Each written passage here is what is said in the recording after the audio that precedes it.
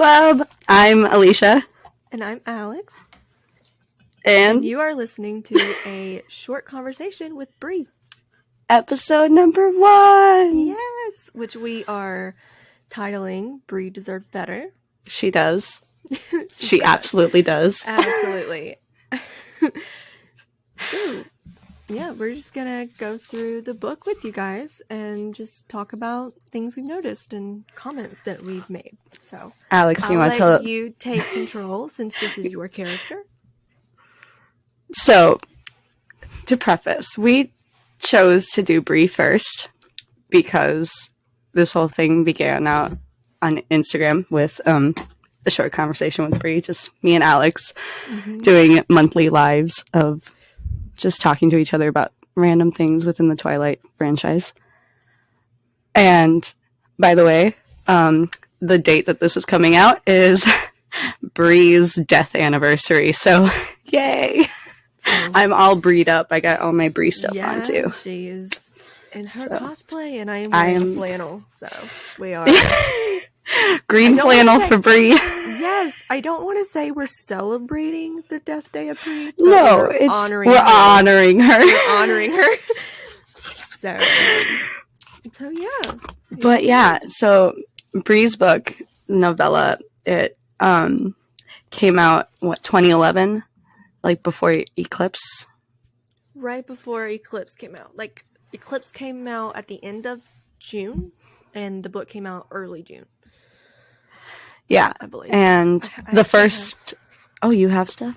I have the date. June 5th, 2010. Look at that, guys. June 5th, We're 2000.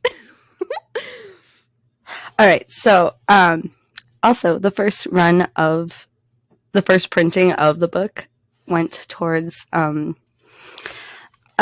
from every book sale went towards American Red Cross, and they made $1.5 million. Oh, that's amazing. Woohoo! Yeah, woohoo, guys! That's amazing, and I love it. Also, very appropriate to have a vampire book make money for a blood drive. Right. Very, very on the nose.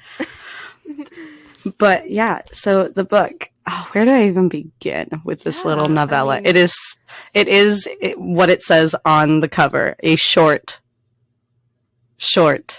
life, short second life. Yeah. Well, one of the first things that I wrote down was that it took place soon after Bree's transformation and her, as we all know, her 16th birthday. March 11th. Yeah. So, we're about 3 months into it. Right. Springtime entering the summertime. Yeah. So, that was one thing that I noticed, because I like to have a timeline in my head when I'm reading a book. And it just helps me get immersed into the story. So, one of the first things I paid attention to was the timeline. Yeah. And the book in total timeline is like about a week. Which is very, very interesting, because it's 170 something pages, and that all occurs in a week, and there's a lot that goes down in just a week. Right? Yeah. We've got lots to go through. Lots happening. So when I read through this, reread through this book, the one thing I wanted to notice was like how Bree interprets other people's like characters, because she is not a leader. She is not an aggressive vampire. She knows like to keep to the corners, to stay hidden, because she's not that big. She's 16, but she's described as, she's a smaller person, especially compared to like characters like Raoul and his group of thugs. Right. Yeah. And but yeah, she's very non-threatening. Right. I noticed that very early on, she stays behind everyone else, and she knows how to survive in Riley's right army, I mean, and at this point she doesn't know that it's an army, but she very much knows how to stay alive, how to survive. It's a group of weirdos living in a basement. Yeah. Honestly, same. So in the book, we start off with Bree on a hunt. They are on a hunt. She is with Kevin and another member of... We don't know his name. He is the blonde Spider-Man kid. Yes. He is so 2 members of Raul's gang and Diego. Yeah, which instantly I'm like, the romance in me is like, oh, because I know Woody and I know who they become. So Diego. Yeah, which can you tell I'm blushing a little bit about Diego? Very much so. I love Diego. Yes. But yeah. When we meet Diego's character on page 3, very early on in the book, one thing I noticed is that she notices that he's kind of looking at her, and she just brushes it off, thinking that, oh, he noticed her sigh, because she's very annoyed with the 2 Kevin and Spider-Man arguing over the best superhero of all time. Which, honestly, the best conversation that could have come out from a bunch of, like, young vampires being like, who would make a better vampire? Yeah, and you've got Spider-Man. You've got Spider-Man versus the Hulk. Which are 2 completely different superheroes. Right? And I just chuckled at the scene where they're playing, they're messing with a car, and Kevin goes up, Hulk smash. Yeah, he goes, Hulk mad, Hulk smash. And the Marvel nerd in me is like, honestly, I would probably be the same way. right. And and so in that moment, Bree and Diego were very much annoyed with this. They're like, yeah, Diego's done. He's like, I'm out of here. No way. I'm out of here. And Bree is just like, I want all the blood, but if I try to go over there, I'm gonna die. So Diego, sure, I'll follow you. Right. And within that interaction, she takes this annoyed sigh and notices that Diego turns his head and looks at her, and she just brushes it off, thinking, oh, he just noticed my sigh and just looked over it because it caught his attention. And I'm like, the romance in me is like, what if something else caught his attention? I was gonna say, like, because Bree, she isn't a follower. She stays behind, Freaky Fred. We'll talk about Freaky Fred. And a lot of people don't really notice her because she is kind of like the unnoticed character. It makes me think of, like, how often do other people know that Bree is there? Right. Because everyone knows that Fred is there, because obviously they can feel it. But how many people actually notice Bree? Yeah, like, there's many instances where she has found that sticking near Fred, like sitting by him or sitting behind him, whatever, it will deter people from looking her way, because the power kind of transfers to her, because she's in his bubble. Right. Yeah. She's sitting so close to him, which gave me a visual of how Fred's power works. And I imagined it a little bit like Bella's. Yeah. Whereas her shield isn't like she touches someone and they're shielded. It's projected. It starts out as a dome over who she wants to be protected, and as she gets older, she can shorten that dome to surround just the body instead of the area around the body. And so, as we know, Fred is within his newborn years, so he's very new to that power, and so it would very much be like a dome around whoever's sitting next to him. So if you're in that bubble, you are affected by that power as well. Yeah, and then also, and this is again just like the first couple pages, but Bree, like, the opening title is Seattle Under Siege.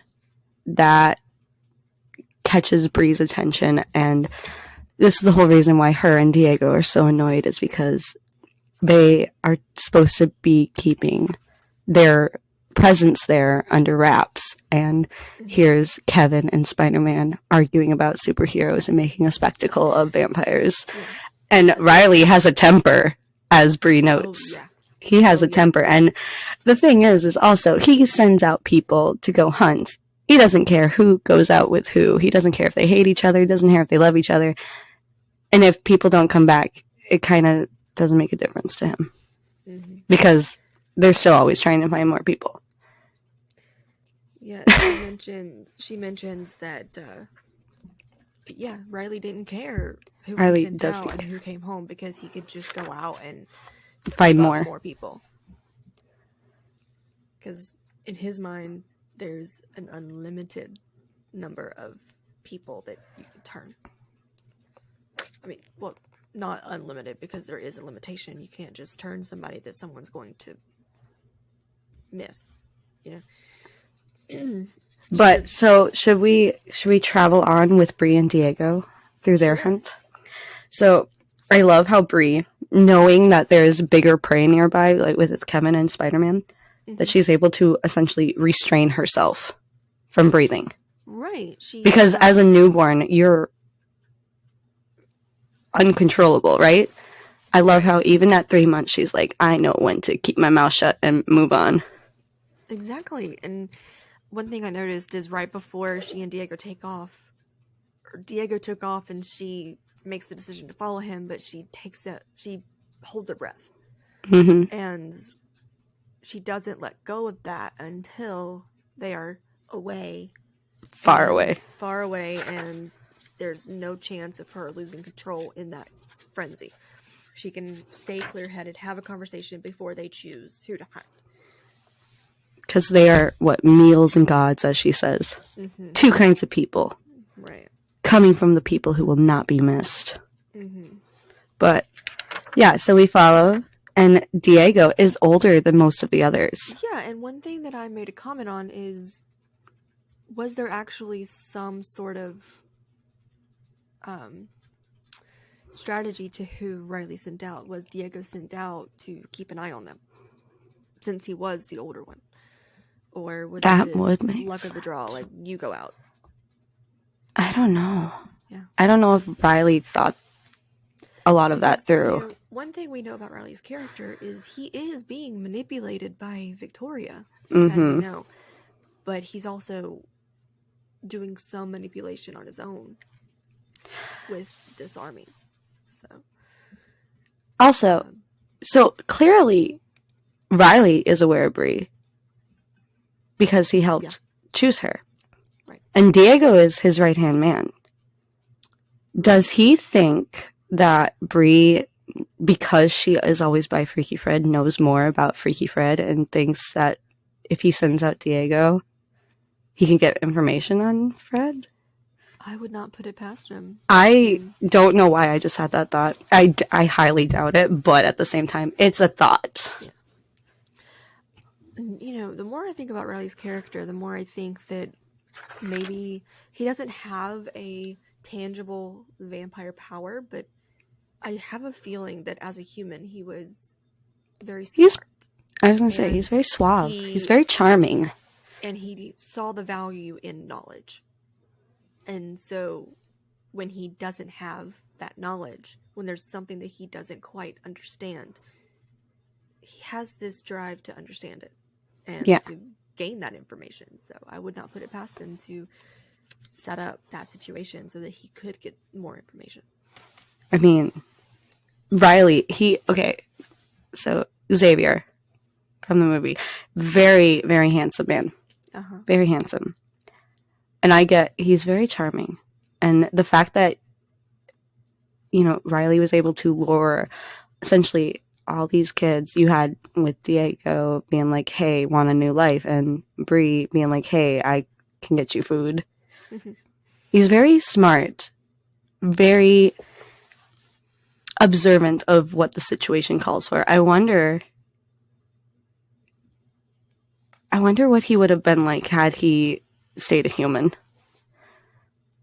I feel like he would have been a really good lawyer. Yeah, I can see that.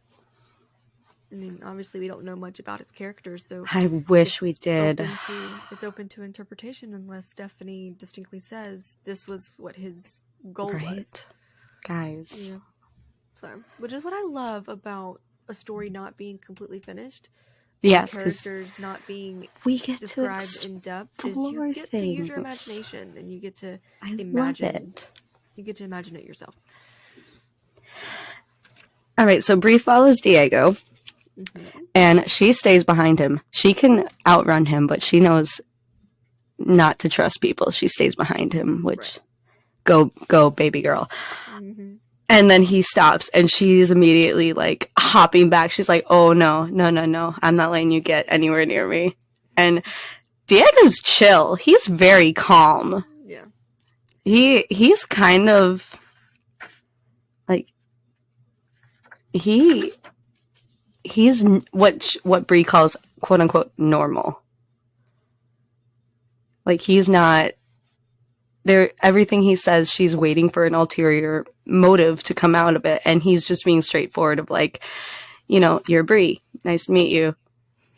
You're a lot, you're pretty smart for being one of the quote unquote babies of the group. Excuse you, I am 3 months old as a vampire. I am not a baby. He says, pretty slick for a 3-monther. Yeah. And I was like, Diego is the sweetest. He is so sweet. Also, he is a gentleman. Right? Because they go and they find, the 3 people in the alley. And they attack. He gets the big guy. Bree takes one of the girls. And then he says, you can have the other one. Who has clean blood. This is fresh. This is beautiful blood that's not been touched by anything. And Diego gave that up for Bree. How romantic. Sweet, and what a good first date. And she just, like, we don't know exactly what these 3 victims are to each other, but she assumes by the way they're acting that it's a pimp and his his employees, Yeah. And they come up on them when he is being violent with them. Very aggressive. Yeah. And I also in this part of the story we also get a little bit of timeline because Bree is 3 months old. We know that we're no longer in March, we are in June. Yeah. We're getting close to that. We're in June final stage.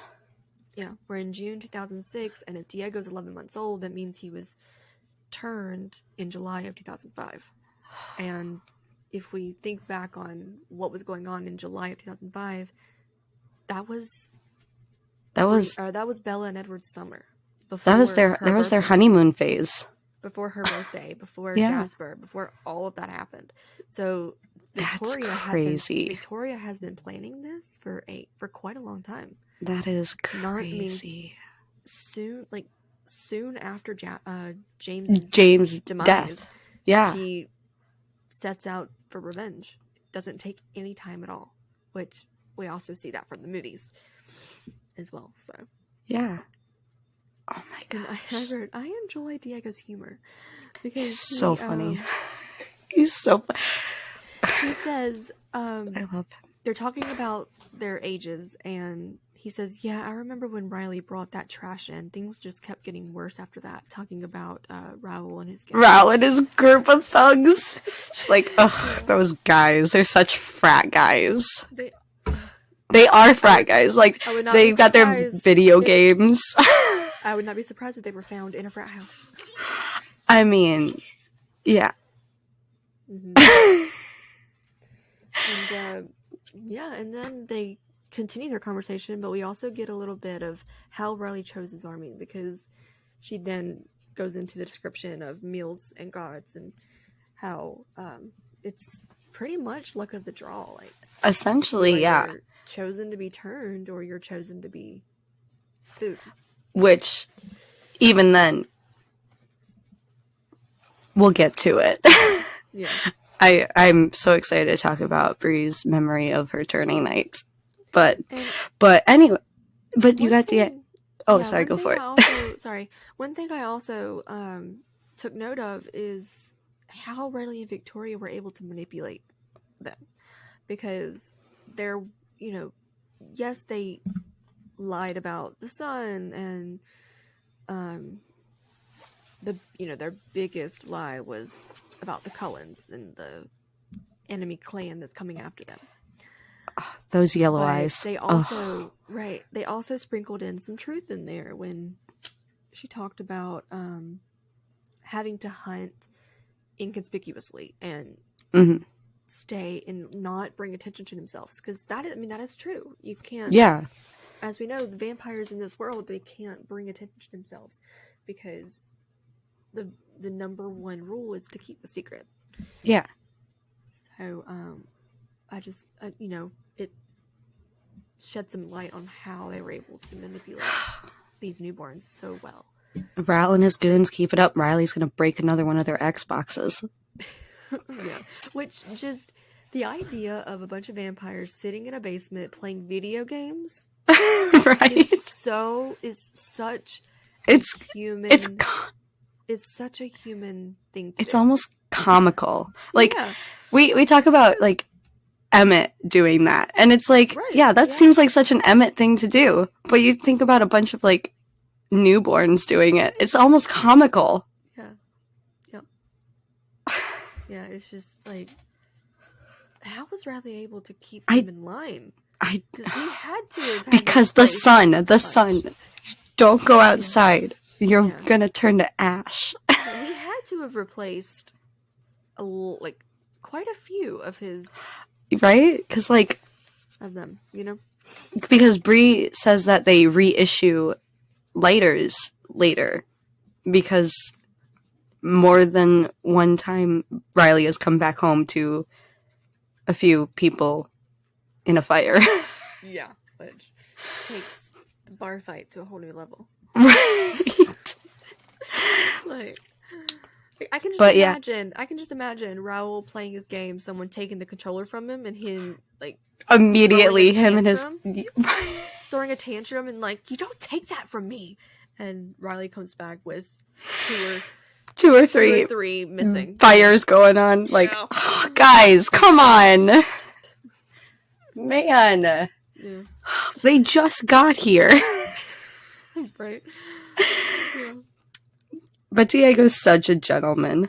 Oh, yeah. Such a gentleman. They're gonna clean up these 3 bodies they got. And, Bree takes one, and Diego takes the big guy, and then the other girl. Because he's like, I got this. I got it. He is such a gentleman. Yeah. And then they bury them under a rock in the water. So smart. So smart. They know how to clean up. Yeah, which it helps having someone who's almost out of their newborn year. Right. Because he's been around a while. Do you think that if Bree was on her own, if she would have thought of that, or if she would have just buried them under dirt? If Diego wasn't there, I'm sure Bree would have not left Kevin and the Spider-Man kid, and she would be part of the accident. Mm-hmm.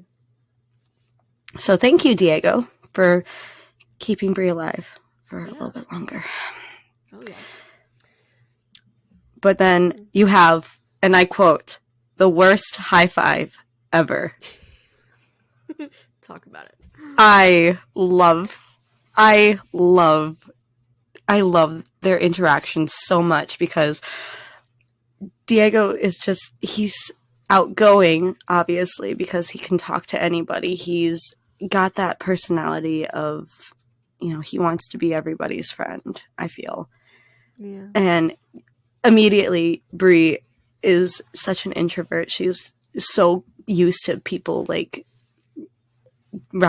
tearing each other's limbs off versus actually having a conversation. And she's so closed around him. When he holds up his hand, she's like, what do you want? And he's like, come on. And she lightly taps him, and he's like, worst high five ever. And she's like, okay, cool. What? It's almost like the beginning stages of any kind of relationship where it's Right. a little bit It's so awkward. You it's get a so little bit awkward awkward. trying to get to know each other. And, She's so cute. I yeah. love her so much. And then, you know, he's like, you know, we should be good for a few more days, but we can still go hunting, you know. And she's like, you're lucky because you have a longer time period before you have to hunt again. I'll have to go out in a few days, and who knows who I'll get paired up with. And Diego's like, well, I'll go hunting with you again. Riley lets me do whatever I want, essentially. And it's like, guys, Yeah. stop. My heart. Which, assuming that most of our listeners have already read this book or know about the story, knowing that Diego is Riley's right-hand man and Riley's obviously whatever, extremely trusted. Right, and then That's like his home guy. That's his homeboy. That's his wingman. Exactly, and knowing where he ends up in the end, it just makes me it's sad. gut-wrenching. Like, yes. But which I will be reading verbatim of what happened to Diego because it's so heartbreaking. Because we can't honor one death without honoring the other. My fallen hero. I love Diego. But then we get Swoon, the bookstore date. They go from hunting and then they're like, we have time because Bree's like, I don't want to go back to the basement. Diego's like, I need new music. And she's like, I could get a couple of books. And they're like, to the bookstore. Woo! I can just imagine a closed down Barnes & Noble. Right? Snapping off the lock on the top of the building, sneaking in and just empty. It's an introvert's dream. Yes, and also I believe any reader's dream. To be in a bookstore by yourself after hours, just that. Guys, I wish they could make that a thing. I know.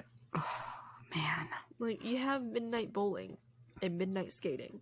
How about midnight book shopping? Reading? Yeah, midnight bookshops. Okay. Like, my favorite time of day is, you know, bookstores are literally about to close, like maybe an hour before closing time, and like everybody's trickling out and you're like practically the last one there. Right. Yeah. But at the same time I'm like, I have to hurry up because I don't want to keep you guys here. But like, I just need one more book. One more.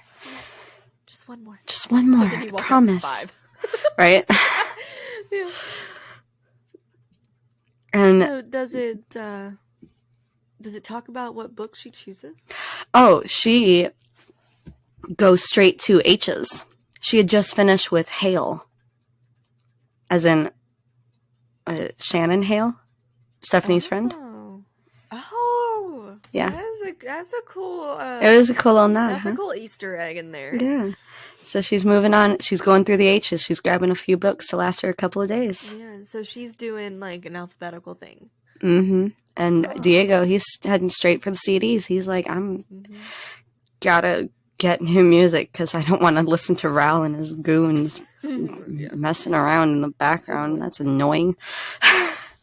And then they go and, you know, Bree is like, oh, I wonder where Diego went, and finds him at the little coffee area, sitting at one of the tables, looking through his music. Aww. It's so cute, because when she comes down, she starts, you know, looking through her books, being like, And then Diego starts up a conversation, and they, you know, they talk about, like, how normal it feels for them to just sit at a coffee place.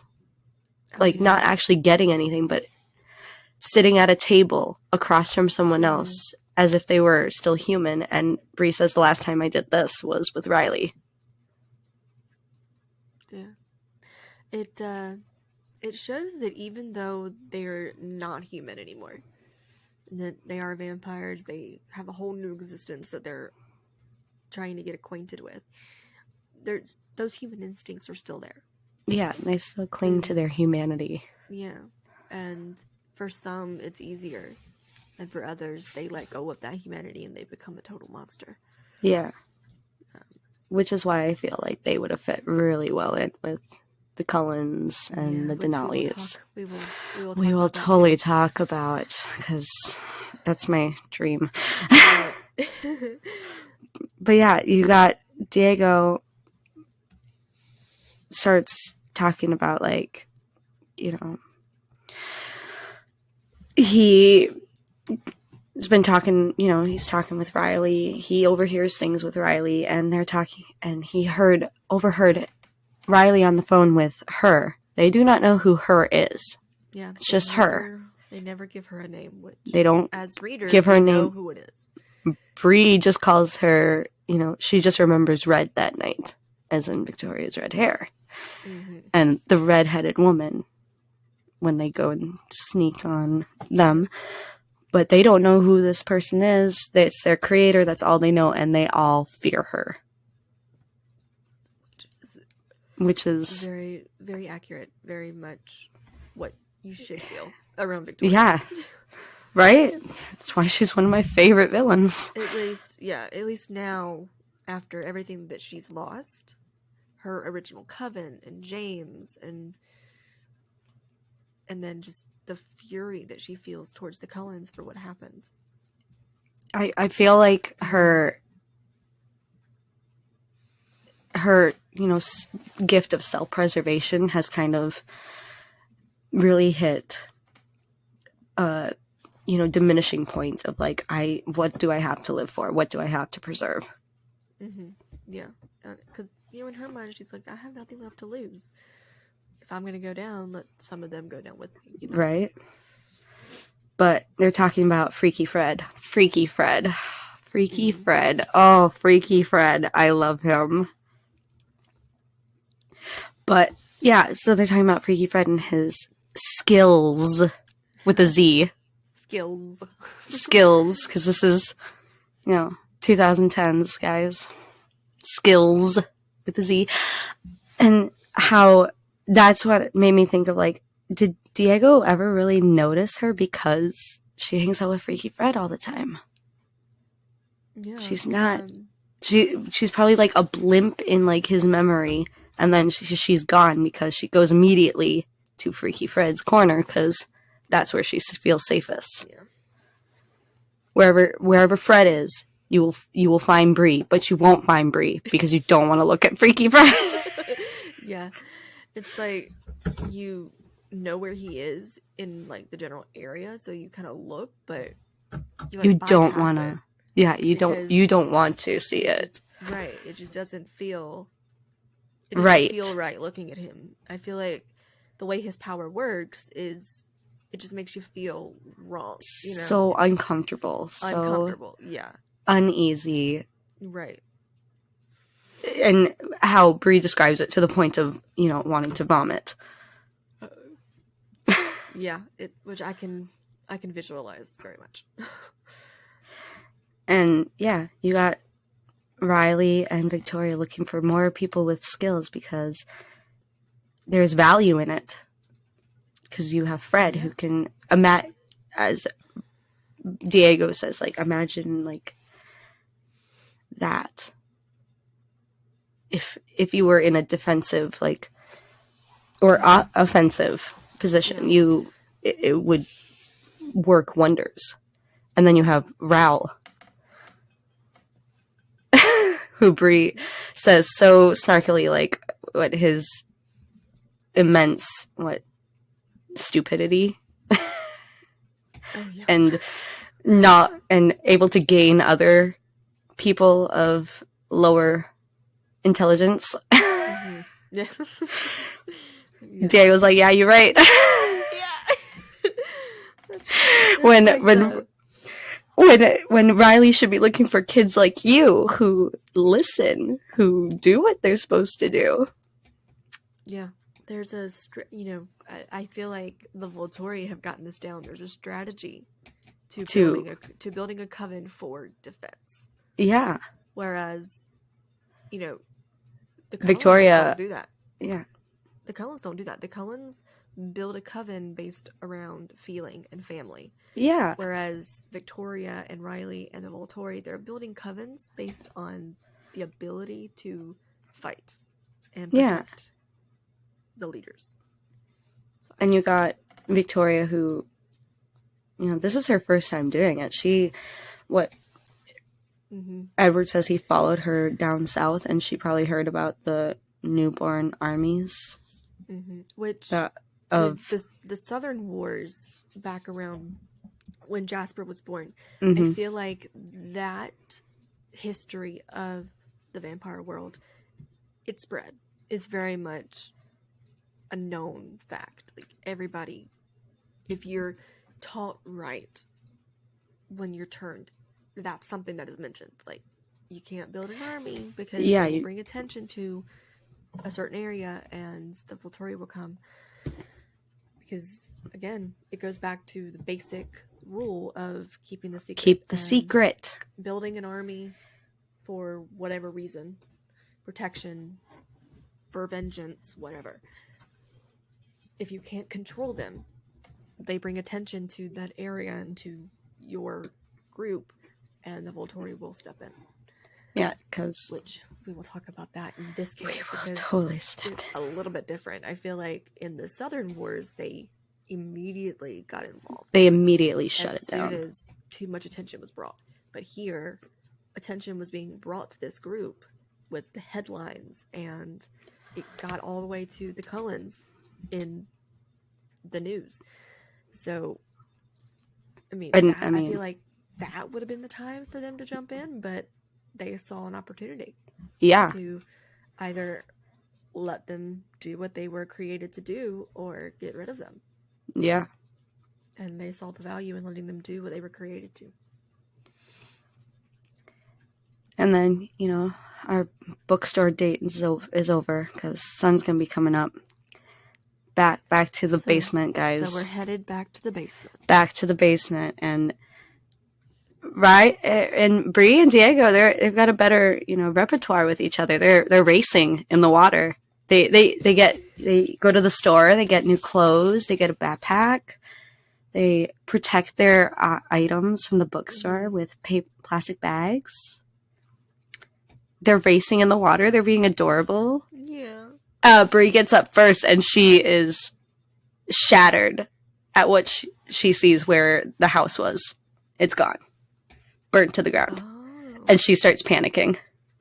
And Diego comes up, and he's like, it's going to be okay. I got this. I got this. Trust me. I'm not going to let anything bad happen to you. And she's immediately like, can we bury ourselves in the ground? What can we do? I've been so careful, and then I meet you and everything goes all wrong, and now I'm going to die for it. And he's like, let's go back in the water. Bree immediately follows, because what other option does she have? And he takes her to the cave. Oh. Little cave. It's so romantic. Yeah. Underwater cave. Yeah. And is this the birth of the Super Secret Ninja Club? This is the birth of the Super Secret Ninja Club. Which because we love. You cannot tell from our opener. I've got when COVID was around, I still have my mask that says Super Secret Ninja Club on it because it's so cute. It's adorable. It's so cute. By the way, shout out to Craft Crasher for making that for me. Yes. Which, do we know exactly how much older, like physically, Diego is than Bree? Yes, this is 16. Where they have their human talk. Okay. So you have Bree. He asks her how old she is, and she says, I'm 3 months. And he said, oh, no, not vampire time. I mean, you know, when you were a human.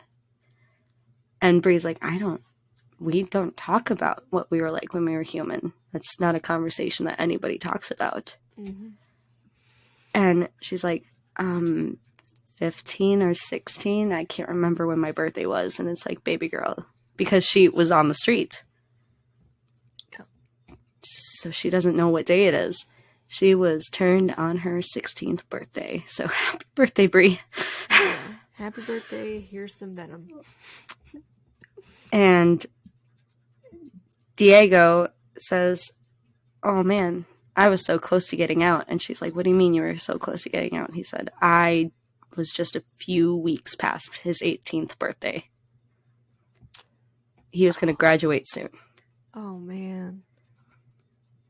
I believe is the indication of that. And do we have a little bit of background on his human character? Like, we do. Family life? We do. We got background on Diego. I love Diego. Let's talk about it. Diego was born in California. That's where he lived. Sunshine State. He was from the Sunshine State. He had a younger brother. Okay. And I believe it was just his mother in the picture. Correct me if I'm wrong, people. Single mom, 2 boys. 2 boys in a not so great neighborhood because there were a lot of gangs around. Mm-hmm. And one of the gangs was trying to get Diego to join them. And Diego was like, no, I'm not doing that. And I think this is when they moved up to Seattle. Yeah. Like so when they like I believe he was born in California and moved up to Seattle. So this is in Seattle this is happening. And when he refused to join he was smart. He said, I didn't join. But my little brother wasn't as smart. Okay. So his little brother got caught up in the gangs. And one of the leaders of the gang caused the death of his little brother. And he, in a rampage of revenge, went after them. And he managed to get the gang leader. But then the gang came up on Diego, which is when Riley and Diego meet. Riley stepped in. Wow. And he said there were bullets flying. They all and Riley stood there as if they were nothing because they were bouncing off, obviously, because vampires have indestructible skin. And he said, "Want a new life, kid." Which, what a way to ask. Want a new life, right? Literally standing in front of you, being a shield, being like, "Hey, do you want a new life?" And Diego probably being like, "Yeah, sure, anything to get me out of here." Yeah. And it kind of makes me think how many Riley turned and how many Victoria turned, because as we know from the movie, she turns a few of them. Yeah, she turns. And we even know from Bree's history that her last night as a human, she did see Victoria. Yeah, Victoria was there for it. Yeah. So, I don't know. Do you think Riley changed him, or do you think he, like, scooped him up like a toddler and carried him to Victoria? Just imagine Riley bridal style. Bridal style like Diego. Like this. Like, that's probably why Diego's like, this is my homeboy. Absolutely. This is the guy that I would lay my life down for. This is my man. This is my BFF. Which is why he trusts him so much. Right. That would make sense. Yeah, absolutely. Yeah. So, and then, yeah. Yeah, so they're in the cave and they are having conversations. And is it? Yeah. Is it underwater? It's not underwater, is it? They get through it through water. So it's an underwater cave, but there is a pocket of air. Okay. Where they can discuss. Okay. Good. So, and like, and then so they're in the cave, and Diego's like, Bree starts laughing. She's like, "What a superhero moment! That's not what happened to me. I was starving, and Riley came up and said, 'Hey, kid, want a burger?'" And Bree, she's a tiny little thing. She's young. This is Riley. Obviously, he's not much older, but older. And as she says, he was handsome. Right. He was very gentle, very soft-spoken. Yep. Manipulative, obviously. Mm-hmm. And in exchange for food, thought he wanted something else. which she said I would have gladly given because I was starving. And he's like, why? And Diego's like, why were you starving? And she's like, because I was a stupid kid that ran away from home before I had a license, so I couldn't get a job. And I had to steal, and I wasn't a very good thief. Wow. And then, like, what a life for a 16-year-old to have. Right? And he's like, why did you run away?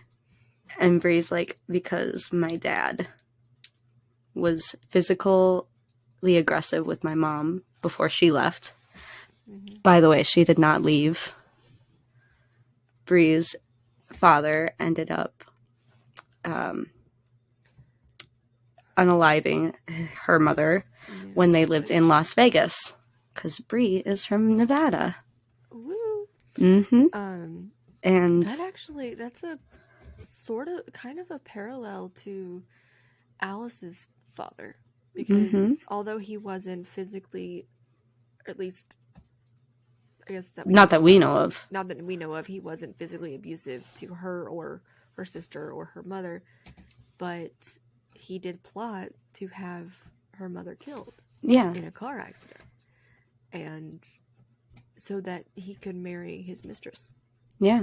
And so very, I feel like these two men, Bree's father and Alice's father, are very much alike.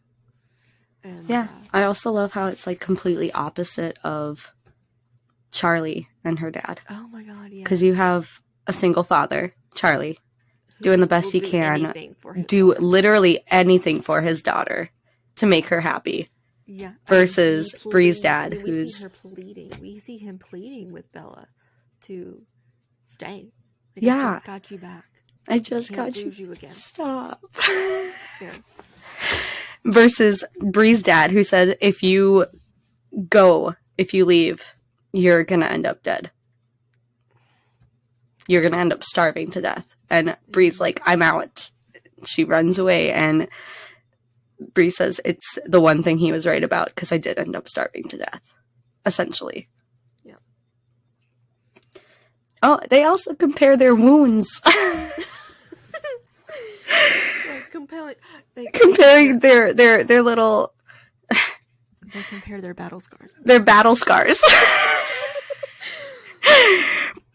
Because he's like, you're smart. You know, like, to stay away from other people, like away from the other vampires. And Bree's like, I'm not so smart because I got too close to one of Christy, who is the other like gang leader of the newborn coven. Got too close to one of her friends, Jen, who ended up ripping off Bree's arm. And Bree's just like, I'm glad I was able to get it back before it ended up in a fire. Yeah, because I can just imagine like just one arm crawling towards it. Yeah. Or if she couldn't get it back and it did end up in a fire and she had to walk around with, like, let's say half an arm. Right? Oh, how terrible. Yeah. But like, how did she know what to, like, obviously other people found out what to do, because like, was she standing behind Freaky Fred licking her arm with venom? Yeah. I kind of imagine that instance, it wasn't the first time that someone had gotten an arm ripped off or a leg ripped off. And so from that, they already I want to see that. Our venom can reseal that wound. I need someone to film that so I can see it. Yeah, just need Lily? We need Bree's story on the big screen. I want to see her reattach her arm by licking it. Yeah. So, or did she have to do it like, you know, with super glue? You have to apply it to one side and then the other. Did she have someone else lick her stump? I don't know why I just thought of that. I'm sorry. Help, guys. I'm sorry. I think I'm funny. I'm not. And she's like, have you ever experienced that? Diego's like, my leg. My leg. I got it cut off right by the knee. That was fun to put back on.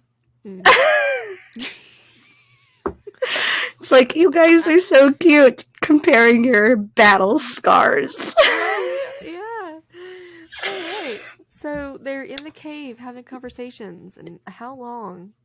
I mean, It's you like assume that it's they're a gonna be in full there day a full that they're in day? this, a full day till from sun up to sundown, essentially, which we're Mm-hmm. gonna get to because Riley, they discuss Riley. I'm like, what is the plan here? Because we still keep getting new kids in to this group as other ones end up, you know, getting burnt up by either our fire because we're smart or by the sun. They end up getting lost to the sun.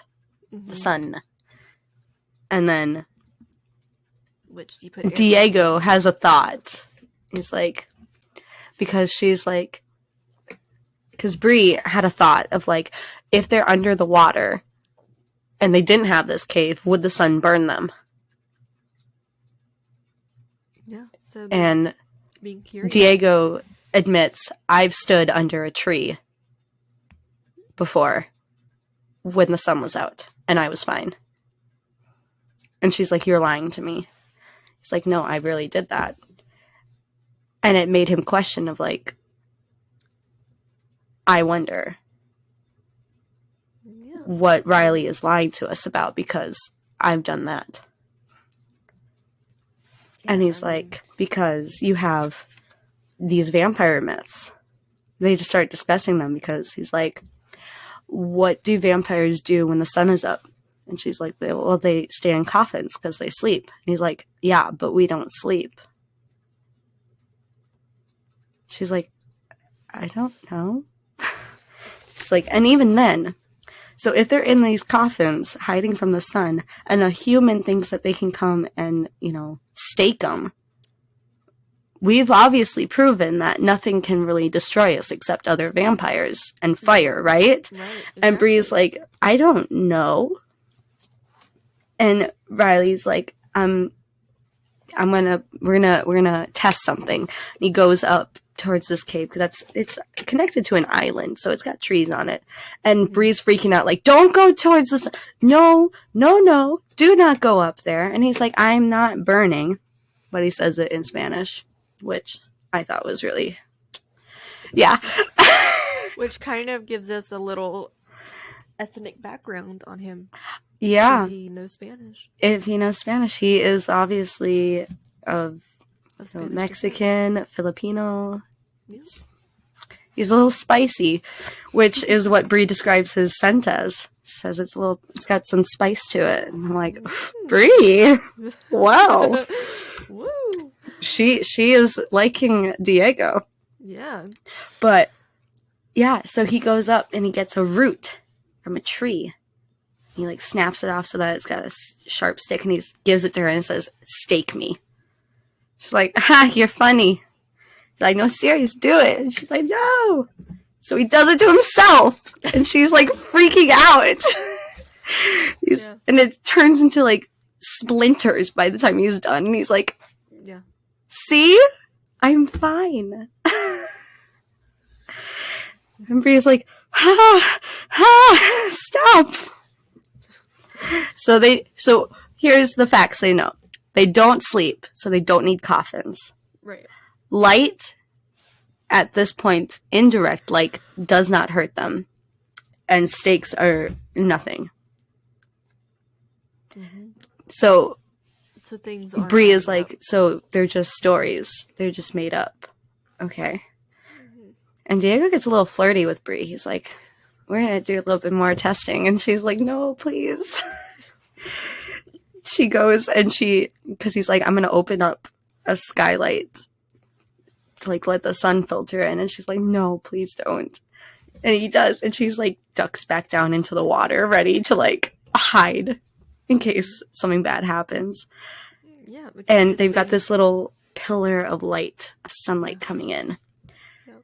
And Diego is being so funny, like, I'm going to do it. And Bree's like, please don't. And he's like slowly inching his hand towards this light.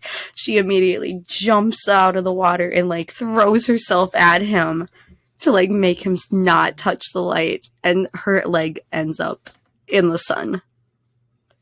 And she has a panic attack.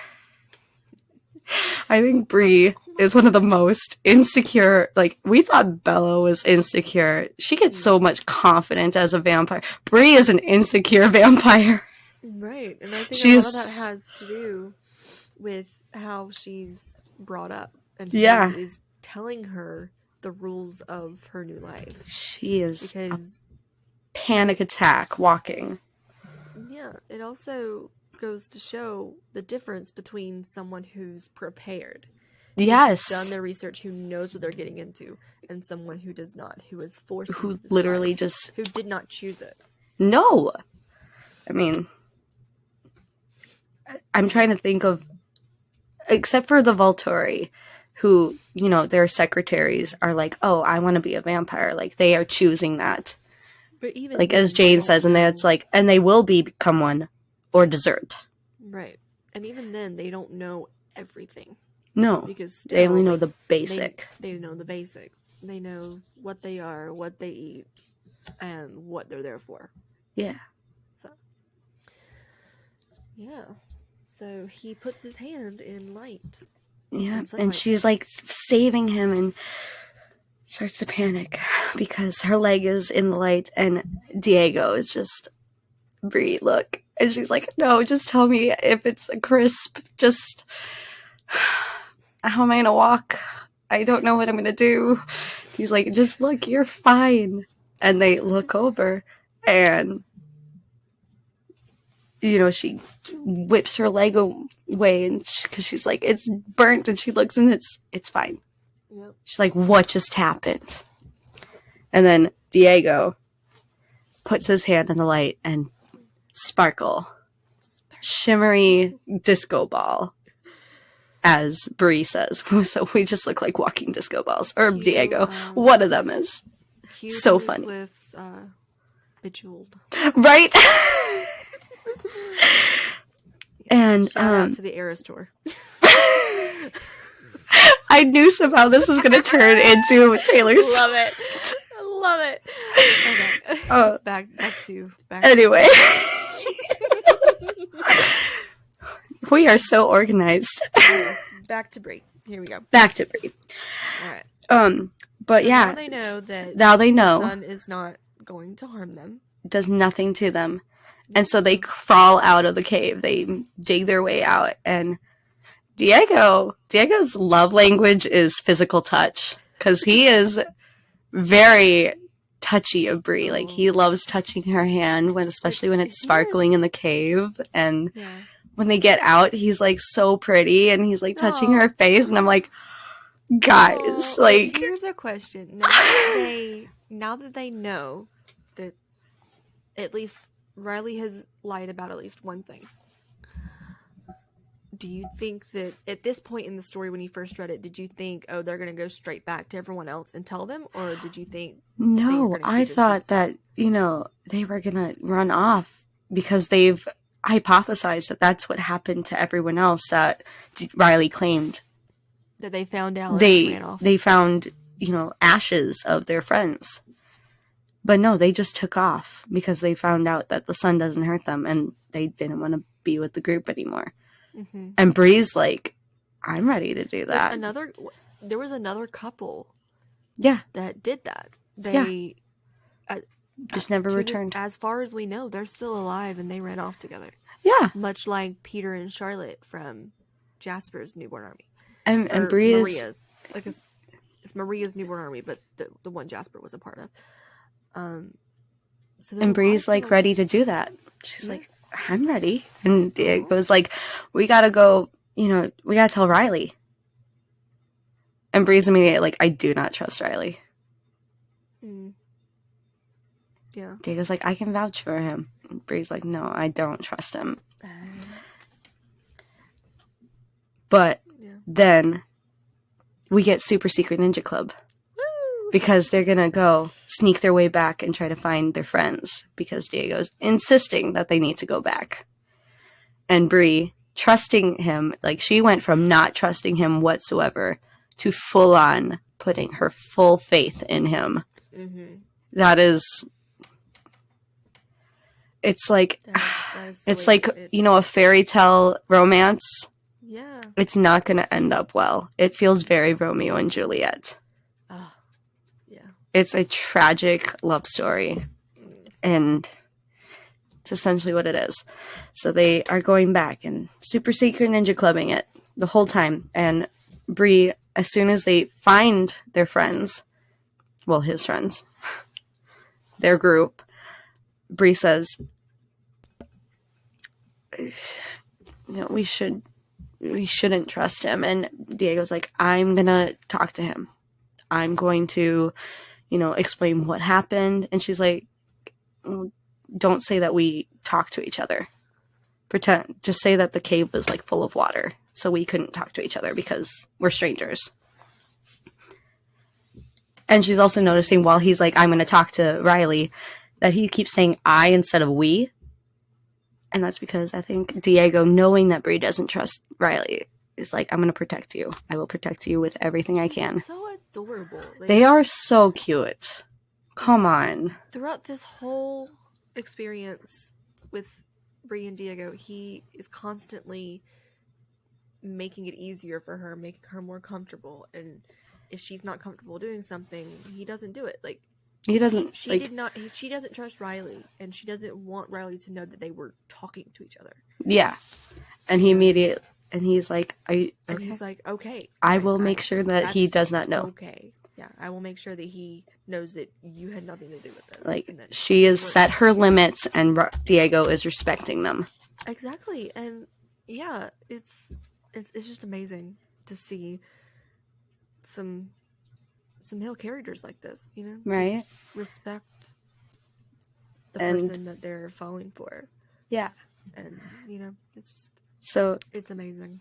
They're standing a few miles away from the house, and Diego gives her a little kiss. Little smoochy smooch. It's so cute. And Bree's like, what just happened? That's never happened to me before. Oh no. And they start walking back, and they're holding hands, and Bree takes her hand away. And Diego kind of looks so heartbroken, like, what? And she's like, I don't know you. You're a stranger. I don't know you. Like, remember, I don't know you. And they're like, and he's like, okay, I see. Yeah, I get you. And they go back in the house. And Bree immediately goes and finds her BFF Fred. And as she gets closer to him, she feels this wave of nausea. She's like, oh, I'm so not into it. And then she sits down. And then it like ebbs away. So Fred is obviously aware of his power, how strong it is, because he's allowing it to like... to move to her. To move over her, so she is okay and comfortable. Like, she's not fully comfortable, but she's just thinks, oh, it's because I'm getting used to it because I'm around him all the time. Which I like that she has developed some friends, in a sense. And, she's getting closer with Diego, and she's developed this connection with Fred. Even though they probably have not spoken to each other. No, it's such a non-verbal friendship. And it's so interesting that, like, essentially he's, like, become, like, her protector. Like, you have Diego, who's, like, obviously so infatuated with Bree because she's one of those girls. Yes, I did just do the Bella hair thing. But Fred just likes having her presence nearby, knowing that, like, someone is willingly coming up to me, knowing my power. Yeah. It's like nice. It's like a friendly camaraderie. I don't know if I said that right. My voice is so dead right now. I think so. But like, you had Diego coming in, like, you guys tried to leave me. How dare? And everyone is, like, Ral and his gangs is, like, so enthusiastic, like, oh, yay, Diego's here. Just so happy you're back. And then Ral says, you even kept the little girl safe. And like, Ral, what are your intentions with Bree? Why you say it like that? Diego's obviously a nice guy and has Riley's trust. Why? What do you want? What do you want with her? She's literally done nothing but sit by Freaky Fred. Yeah. And kept out of your way. What do you want? Just keeping her head down, keeping her mouth shut. She's just doing what she's supposed to do. What do you want with her? She's honestly, how much of a threat is she? She sits in corners reading books that you can't see because she's by Freaky Fred. Mm-hmm. What do you want with her? And like, does Riley like, or does Ral like know like you guys a thing? I don't know, but he says something that causes Diego to snap. Ooh. Because talk about it. Diego starts snarling because of what Ral says about Bree. Like, you know, how he kept the little one safe. Yeah, he kept the little one safe, and like, how safe will she be if you're not here, and all this other stuff. And Diego's like, no. Put my foot down. And Bree, in Freaky Fred's little box, is like, I'm ready to fight. And I'm not a fighter, but she's like getting crouched. She's ready to attack and help Diego. It's like, you know, they already have this romantic connection now. Now that they've spent this time together, it's like that bond is now set. It's definitely that bond. And I wonder if that's how quick it always is with vampires. Yeah, I mean, we get questions, you know, there's questions all the time about the mating in Stephanie's world. Yeah. Is it instant? The second you lock eyes on someone, is it instant? Right? Or because is there a moment that you go back to and it's like, that's the moment that's the moment that I realized I was falling in love with her? Or because that's the Edward has that same thing. Yeah, because, you know, in regards to Edward, he mentions that he hated Bella because her blood appealed for making him want her so much. And then he made the decision to get to know her. Yeah. And over time, then that connection's there. Yeah. And although this connection between Diego and Bree it clicked much sooner. It clicks so fast. It clicked so fast. It still is that type of bond where one comment about Bree made Diego set off, and then seeing Diego fight or get defensive made her want to step in and help. Right. And it's just it's just like, because you have about Edward and Bella. You've watched that connection, right? If you've read the backstory, you know about Victoria and James, of like, it was a cat and mouse game, which eventually Victoria let James catch her because he was starting to have fun with it, because she was able to evade him so many times and for so long. And then with Bree and Diego, it was almost like, I don't trust you, to immediately like, okay, yeah, sure, we're a thing, cool. But so you got all these vampires like ready to fight, and Fred just lets his power loose. And you got kids, like Bree collapses because it's so overpowering and she's right next to him. And Diego like ducks for cover, and all the other vampires are like running up the stairs or clamoring at the walls because they can't handle it. And Fred just says, be quiet, like, stop, just like, shut up. Whatever is happening, I'm not okay with. And then like, Bree is like, I don't know why, but I think Fred just saved my life. Wow. Like, and then immediately, the first word that Bree has ever heard Fred say is sorry. And she's like looking around like, who's he talking to? She's like, oh, me.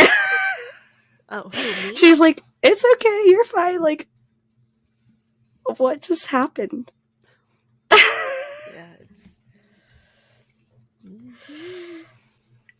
And then Riley comes back. And Ral and Kevin and the goons are following behind. And Riley is so excited to see Diego. Like, it's like, there's my guy. There's my BFF.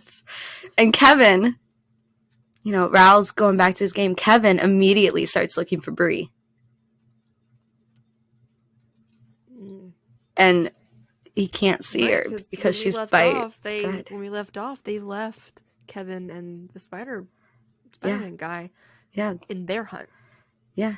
So immediately starts looking for Bree. Like, are you gonna target her to get back at Diego? What? Why is it that when a bunch of guys start arguing over something so stupid that they have to go and attack literally the other guy's girl to like get back at them? Yeah, it's like, it's almost like, well, why? There's only so much I can do to harm you. Because you don't really care about yourself anymore. Your priorities have shifted to the girl you're falling in love with. So the biggest thing that I can do to harm you is to go after your girl. Right? And you see that time and time again in many romance stories. That's true. The villain is, villain trying to hurt. Right, like, oh, I'm gonna trying to hurt your girl, or I'm gonna force her into a marriage. Boom. What are you gonna do? Yeah, that's very common in romance stories, or like it's so cliche. When two guys aren't getting along and they're enemies. Yeah, they've gotten to the point where they're enemies, and they've done everything they can to each other to hurt each other, and they realize that the other guy realizes, well, I can't hurt you anymore because nothing seems to faze you. So why don't I go after something you care about? But her. Yeah. Going for her. How dare. How rude. Yeah. Bree's literally done nothing wrong in her life. Right. Except for keep her mouth shut and her head down. Yeah. She's learned from a very young age to do that. Okay, guys? Cut her some slack. Yeah. But then the whole day, because this is a brand new day, they're all in the house together. Raul's playing his video games. Diego's listening to his music. Bree's reading her books. Trying to avoid looking at Diego. Hoping that Diego is not looking at her. Because we don't know each other. And they are like that all day until Riley's like, okay, sun's going down. You and you go out hunting. You and you go out hunting. And Bree immediately is like, I need to talk to Diego. So she sneaks along with like Christy's group of girls, being like, don't look at me. I'm just following behind. Riley's not paying attention. He's going somewhere. He's in a rush. He does not care. And she waits for Diego, who comes up and says, we're going to go follow Riley. Because they're the Scooby-Doo gang now. They're going to go investigate. Yeah. And Bree's like, I don't know if that's a good idea. And he's like, I'm going to lead. You follow, like, to the side, like 10 miles. You can hear me. We'll meet up. And he'll never know that you were with me. Yeah. So they're tracking through the trees, right? They're tracking his scent through the trees. And they end up at... What do they find? They end up at a little... do they describe it as a little cabin or a cottage? They describe it as a cabin. And they hear... Yeah. They hear things. They hear like boulders smashing together. And Bree's like, what is going on? And Diego just looks and starts making kissy faces, and Bree's like, what? No! What? And Bree's like, I recall a sound like that when me and Diego kissed. It was so, like, it was so out of there that I didn't even realize what it was. But oh my gosh, we have found Riley and hers love nest. Oh my gosh. What have we found? Like, what have we come up on? Like, oh my gosh. Like, Bree's like having this existential crisis of like, I can't even think of her without shuddering in fear, and he's doing this with her. I don't know what's going on. It's almost like walking in on, like, maybe your parents, or like two people, like maybe someone that you care about with someone that you despise. Right? And you're like, oh my, like, what is going on? I'm not okay with this. Yeah. Oh gosh. Yeah, so they're up in the trees listening. They're up in the trees watching, listening to this, and Bree immediately like starts disassociating. And she's like, the last time because I think, yeah, because Victoria starts talking, asking like how many and like all that, and Bree is immediately like disassociating of like, oh, the last time I was anywhere near this woman was the night that I was turned. Mm-hmm. Which I know that transformation is one of the strongest memories a vampire has. Yeah. And it's one of the clearest. So she remembers, being carried into a little cabin. Detail. It's like one of my favorite things that I've ever posted on my Instagram was that little backstory. That the Bree's turning. Mm-hmm. And, so Victoria is like, you've brought me so many tonight, and they've all not survived because I've been too thirsty. And then you bring me this, and this thing is too small. It's too small. And Riley, like, kicks at her like she's a dog, and she's like, she's nothing.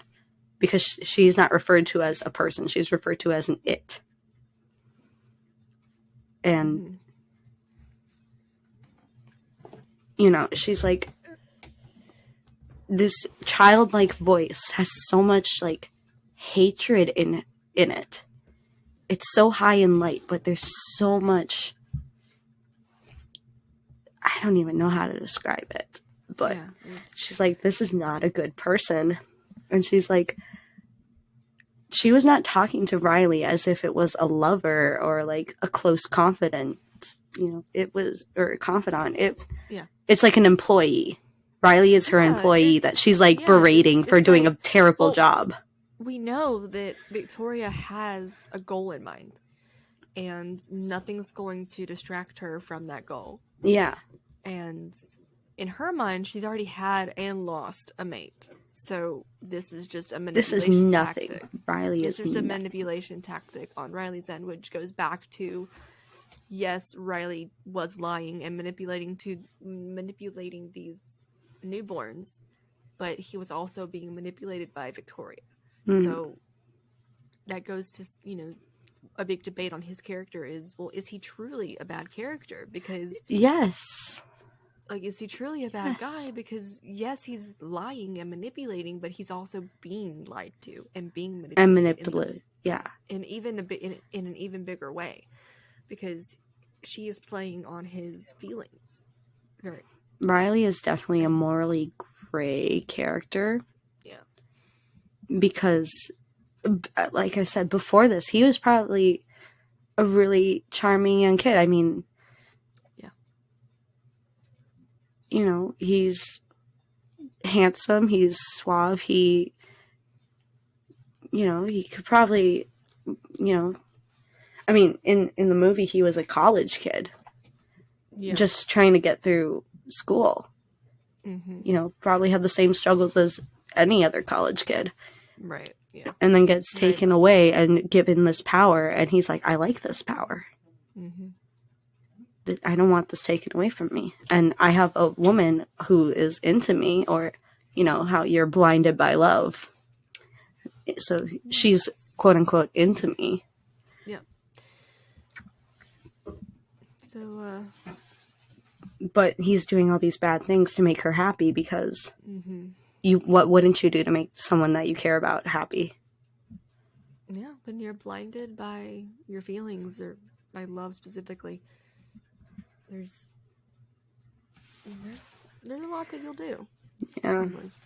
So they're talking about, how many they have. They have 22 vampires. Woohoo. Yeah. And Victoria's so excited. She's like, yes! That's a big advantage that I needed. Thank you. Thank you for that. I mean, it's 22 versus what? Seven vampires? 7 and a human. 7 vampires and a that human, she's aware of. 7 that she's aware of, because she doesn't know about. She doesn't know that they're trying to get the wolves involved. Yeah. Or that they called the Denali's, which a whole other issue. Yeah. But then Riley and Bree, or not Riley, Diego and Bree, they see some people coming in from the other side of this giant field where this cabin sits. And they're all wearing cloaks. How is it described in the book? Like, what exactly do they see? Oh, then I've got this. Up. I've got it somewhere. But like, she describes it as a group of 4 in black cloaks gliding across the field towards the house, and immediately Riley and Victoria hear them. Yes. And they get really quiet. That's exactly how Bella describes them in Breaking Dawn when they come through the trees for that confrontation. They're gliding across the snow or the ice, and they're walking with a sort of pageantry, is what she says. And so with the 4 in black cloaks, from what we know of the Volturi, we can pretty much assume who that is. It's Jane, Alec, Dimitri, and Felix, who is Aro's go-to set to send out and track down information and figure out what's going on. So we've got Riley and Victoria in this cabin talking about their army when the 4 highest guard members of the Volturi come in, and Diego and Bree are up in a tree listening to this. Also, I just reread, Bree calls them, she says that they're weird people. Weird people. They're weird people because they're all in black, and she knows goth clothes. Because, yeah, again, she calls them goth kids. She's not told. I love Bree. She's not told what they are, who they are, and why they exist. Why their coven is there. She doesn't even know that these 4 are part of a coven. So that goes to show just how much she's being lied to, how much she's not being told. Yeah. And just the incredible disadvantage that she had at this life to begin with. Yeah, she's like, they look so ghostly. She's like, I don't know if they are actual ghosts, but if they are vampires, I'm ready to get out of Dodge, like, right now. This is not good. So, the Volturi are here, guys. And they are not pleased with what is happening. Which, as we know, anytime the Volturi have to leave Italy, it's not a good thing. Yeah, no. But you got them going up to Victoria asking, like, what's going on, and Victoria's like, I know what I'm doing. It's probably not okay, but I'm trying to go after the Cullens, and they're like, oh, we know. And you can either do it, or we'll put a stop to it. She's like, okay, well, I'll... Yeah. You get that scene in the movie where Victoria's like, or Jane is like, either we let them do what they were created to do, or we end them. Decisions. And so we know they decided to let them do what they were created to, because they saw an opportunity to help Aro gain the vampires that he wants. And Riley's like, we'll go now. Let's do it. And Victoria's like, they need to get trained. I still need some time. And Jane's like, 5 days. That's what you get. Which then they immediately start training. They immediately start focusing on making their way to Forks. Yeah. They do their vampire training, which is not as cool or intense as Jasper's training because they have a mantra, which we will get to, but they essentially say, you know, you get 5 days, otherwise we'll come for you.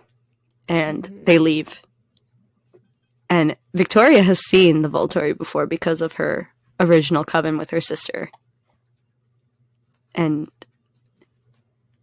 she knows what happened then. So she knows that the time for messing around is done. And Riley needs to get back and get everybody into gear. So Riley's about to set off, and Bree and Diego, like, have a mini panic because they're like, oh no, he's coming now. And Bree's, like, ready to go. And Diego's like, I'm going to talk to Riley. And Bree's like, well, I'll go with you. And he's like, no, it's not, you can't stay with me because he'll get suspicious because you're not on my trail with me. You go back and I'll meet you. And he says, I promise. And so Bree goes back. She tries to be as inconspicuous as possible. And she waits. And she waits essentially all day because Riley has not come back. Yeah. She said, I would have to hope that affection was real. Talking about the affection between Riley and Diego because, you know, she doesn't, as we've talked about before, she doesn't trust Riley. But she very much trusts Diego. And so she just has to hold on to that hope that the affection that Riley seems to have for Diego is enough to keep him alive through the conversation that Diego was going to have with Riley. Yeah, and the whole day she's just wondering, like, going through conversations she's had with Diego, what she knows, and it's not focusing for her. Like, she says, I need Diego to work through this. It's harder without him. And then she starts thinking of, like, well, what if we had left? Why didn't we leave when we could have? Because we could go anywhere. We could be doing anything right now. Yeah, I mean, yeah, it's... And then Riley comes back. Finally. Alone. Which I think would add even more anxiety, knowing that the last time I saw this man that I was connected with he was going off to speak to Riley about something very hard, a very hard conversation he's going to have, and I'm sitting here in this basement all day by myself, waiting for him to come home, and then Riley finally comes through the door, and Diego's not with him. I'm not okay. I know. I'm so not okay. Is this the part you want to read out for everybody? No, I will wait because it comes with Riley explaining, like, how serious this all is. Okay. Because so Riley's back, and some vampires have been burnt to a crisp, and Riley is not happy. So much for Riley's 22. Yep. He's not happy. He starts freaking out, throwing things, pushing people out of the way. He is done, and he takes Raul and grabs him by the throat. And Raul's just like, I wasn't even here. And he's terrified, and Bree has never seen Raul look terrified. No. And Riley is just, what is wrong with you all? You're so stupid. Do any of you have a brain? And everyone is just shrinking back in fear. Riley has a bit of a temper. Yeah. Bree, he definitely has a temper. He's like, you know, listen, all of our lives depend on you listening, but none of you have. And that ends now, essentially. That ends now. So he's finally like, we know as readers something's changed. The situation has gotten much more dire and much more important for Victoria and Riley. And, but they don't, like, everyone else, they don't understand it. They don't understand what has changed. No. And so yeah, even Bree's like something like this is never like Riley's never been this dire before, so she knows like but she knows she knows more of what's going on because she witnessed the Volturi coming, or the vampire police. Yep. And you know, we got team leaders, we got Christy and we got Raoul, because obviously those are our little gang members. Yep. They're ready to step up and do what needs to be done. And, you know, they start collecting kids from the group, and everyone kind of like looks at Fred, but not looks at Fred, because Fred, you don't want to look at. He's just sitting there, and Riley's just like smiling. He's so happy that Fred is there. And then Bree's there, but she's hiding in the back. No one can see her, so she's stuck with Fred. So they're the two odd ones out who are not part of a group. They're just going to observe what is going on because Bree wants nothing to do with it without Diego, and Fred wants nothing to do with anything. Fred is done. Fred has been done. Yep. So they've got 5 days to train and make their way to Forks. So it starts immediately. And they immediately started talking about, we have an enemy.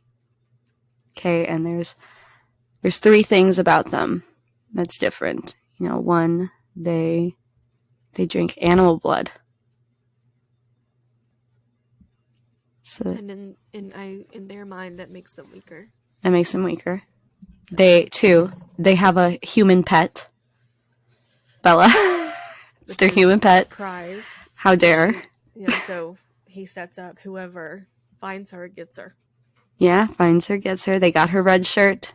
Smells delicious, doesn't it?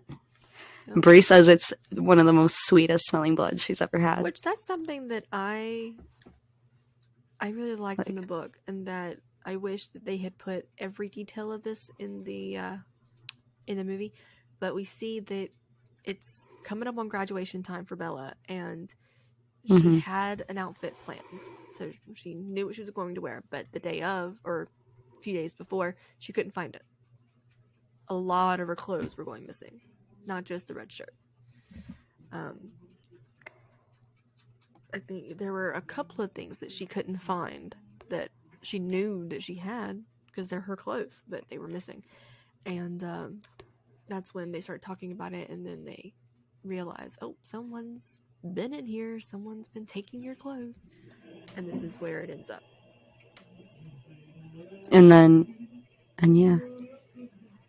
So, and then the last thing is, you'll be able to tell who they are because they have these yellow eyes. Yep.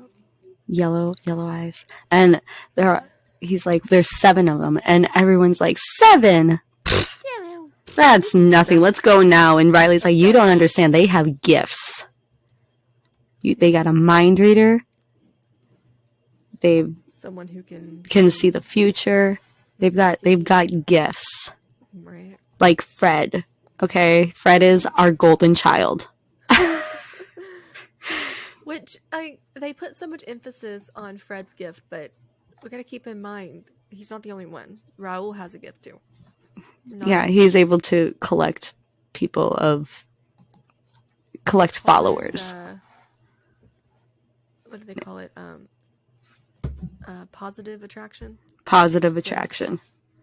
Yeah. I always had the thought that Christy thought she was a succubus, like the Denali's, but she wasn't a very good one. That was always my headcanon of like, she thought she was a cool succubus. She's not. She will never be the Denali's. I'm sorry. I just imagine Tanya going, you're so cute and funny. You child. Literal child. But as soon as they're like, they've got these powers, they're very cunning, and we have 4 days to attack them. They're not going to expect it. And Bree's like, okay, wow. Victoria wasn't kidding about, we need to train up and get this done because the Volturi are coming in 5. So she's like, 4 days, I'll give you that. Yeah, because they don't mean It's actually a little bit smart on Victoria's end, because if you take the 5 days, you're cutting it down to the wire, and you could get a whole like crossfire situation where, like, yes, we're headed to Forks, but the Volturi stop us. Like, they interject and get to us before we get to the Cullens. Yeah. And then Riley says why we're doing this. It's because we're protecting her. And everyone kind of freezes like, what? And everyone is like flinching and like, oof, we know. She's like, you don't know her, and there's a reason you don't know her, and that's because it protects us all. Because if any of these yellow eyes would have came across you, they would have known that you knew her, and they would have known what was up. Mm-hmm. So as of right now, her name has not been spoken. Never, not to them. So, even Bree, who knows what she looks like, doesn't know her name. No, they know nothing. Which almost isn't like really smart, because every one of these vampires who was turned by Victoria, they're going, just like Bree, they're going to have that distinct memory of a redhead. Mm-hmm. And so they're going to have a redhead in mind. And the moment that they cross paths with Edward, he's going to see like, redhead. Be like, redhead? That's funny. And what's that? Maybe. Suspicious. Could it be? Perhaps. A Victoria? And, you know, even if they did, they'd be like, I don't know. Because, like, she doesn't go around them except for the time that she turned them. Right. Essentially, the most information he would get is from Bree, which is, quote-unquote, very lucky that she is the final vampire that we meet of this, we see of this coven. But you got Riley, who is like, we have to do this together because they're going to come for us if we don't go for them. Because Seattle is their turf. Right. It's almost like a pep talk. He's trying to get them motivated, trying to get them to a point where they want to do this, where they want to train, they want to get better, and they want to go after this coven. It's like, get strike, we're going to go outside and practice. I'm not losing another member of this coven. Okay, we need each other. And if you think you don't have to listen to me, you are wrong. And this is where, and I quote, because it's so good. It's so good. You will learn how wrong you are when I take you to her. And I quote, and hold you while she tears off your legs and then slowly burns off your fingers, ears, lips, tongue, and every other superfluous appendage one by one.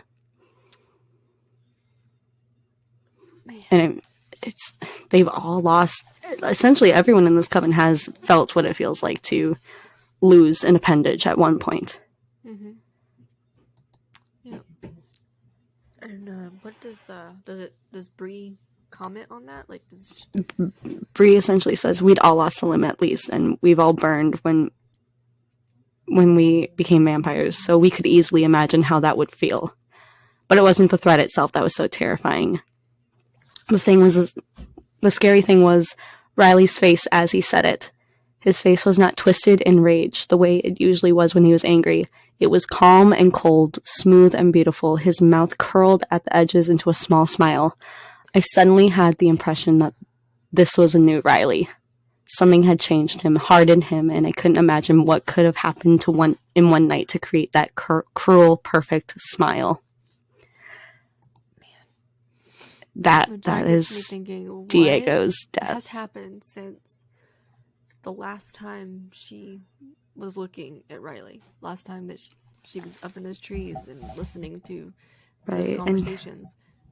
And what happened between then and now? What did Diego say to cause this death? Yeah. And to make Riley be essentially okay with it? Or did it scare him so much that he's like, I'm gotta be I kind of imagine that Diego goes up to him very calm and is like, hey, buddy, I gotta talk to you. We need to talk. There's some things that I've noticed. And maybe he asked, did you know? Like, did you know that the sun didn't really hurt us? And, yeah, did you? Like, are you And like actively lying? Like, are you willingly lying to us, or are you being manipulated too? Or maybe he thought about it a little bit and was like, well, I can't believe that he would lie to us willingly like that. So maybe he's being lied to.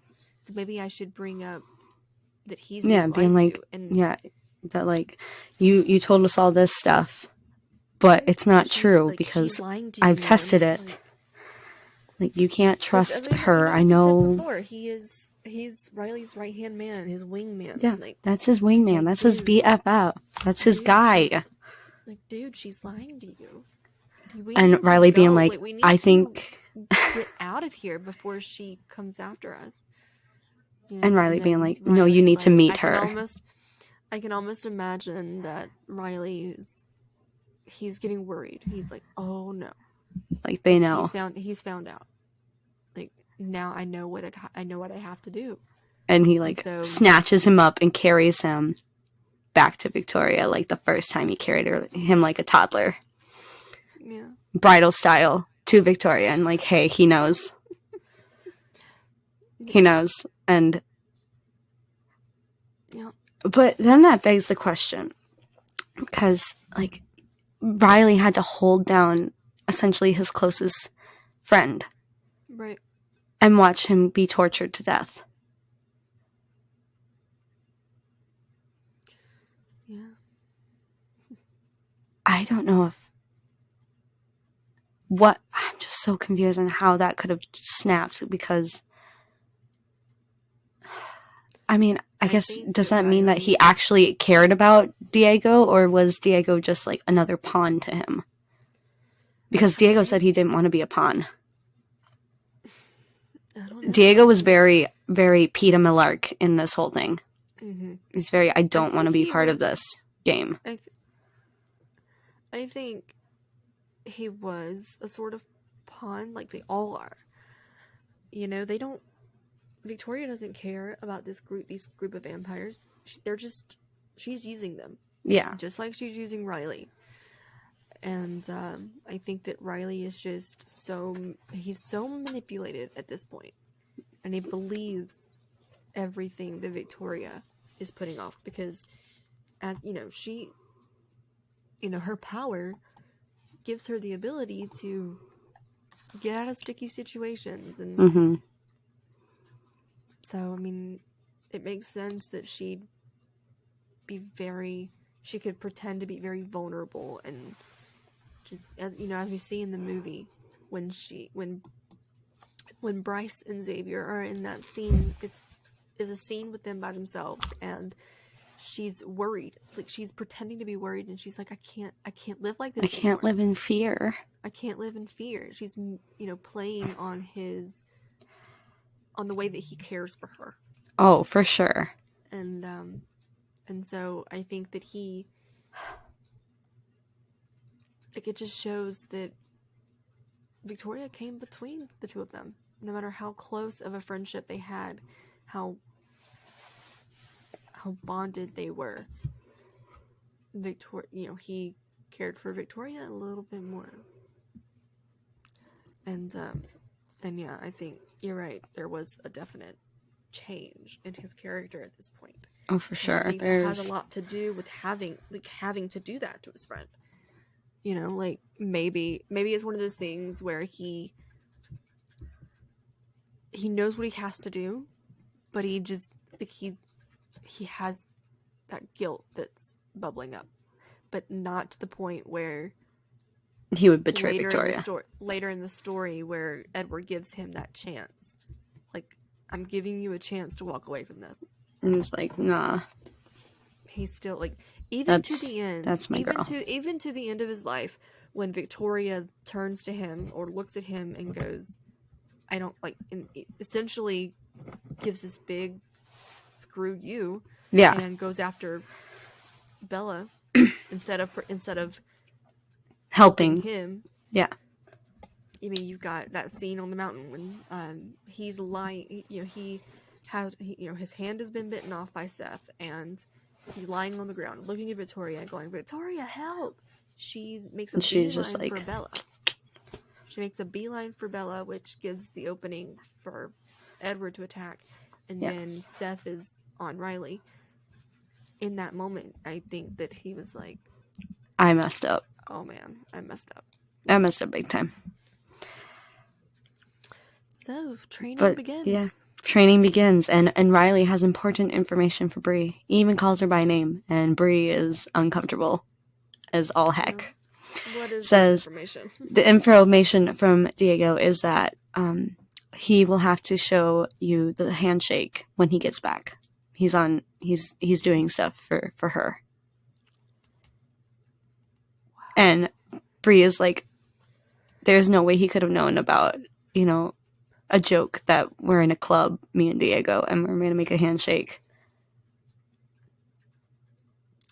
And all this other stuff. Which like, kind there's of no gives way. You a little bit of insight of what Diego may have talked about, because maybe he was like, man, I've fallen for this girl. I've fallen for this girl. I want to take her away. Like, I want to get her out of it. I need to get her out of it.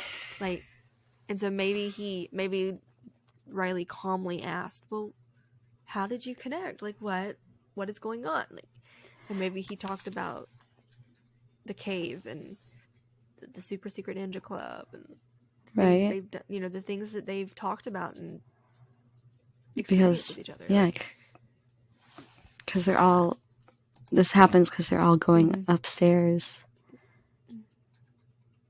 And like, so to go train, and Diego or Riley's like, you're brave. You're really brave because you're very really trusting. That he was like, now that he knows that she and Diego connected and were talking, he's trying to avoid having to do that again. Yeah, I feel like he was trying to keep her calm and keep her like do things that would push her to trust him. Right, because he's like, "Can I talk to you?" And he goes upstairs, and it's daylight, right? Like, this is daytime.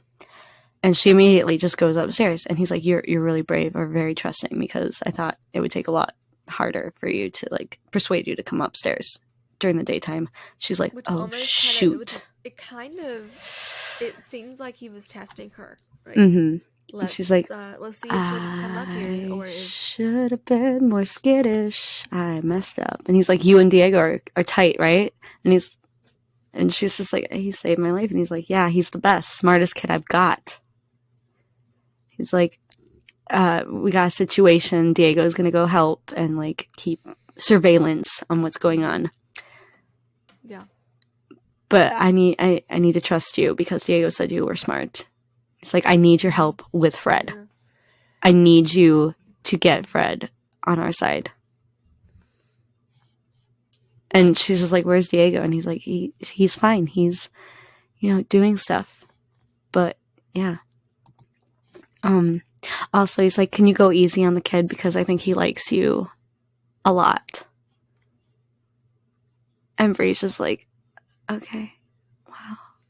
I did not know Diego would tell you all this stuff, because yeah, okay, sure."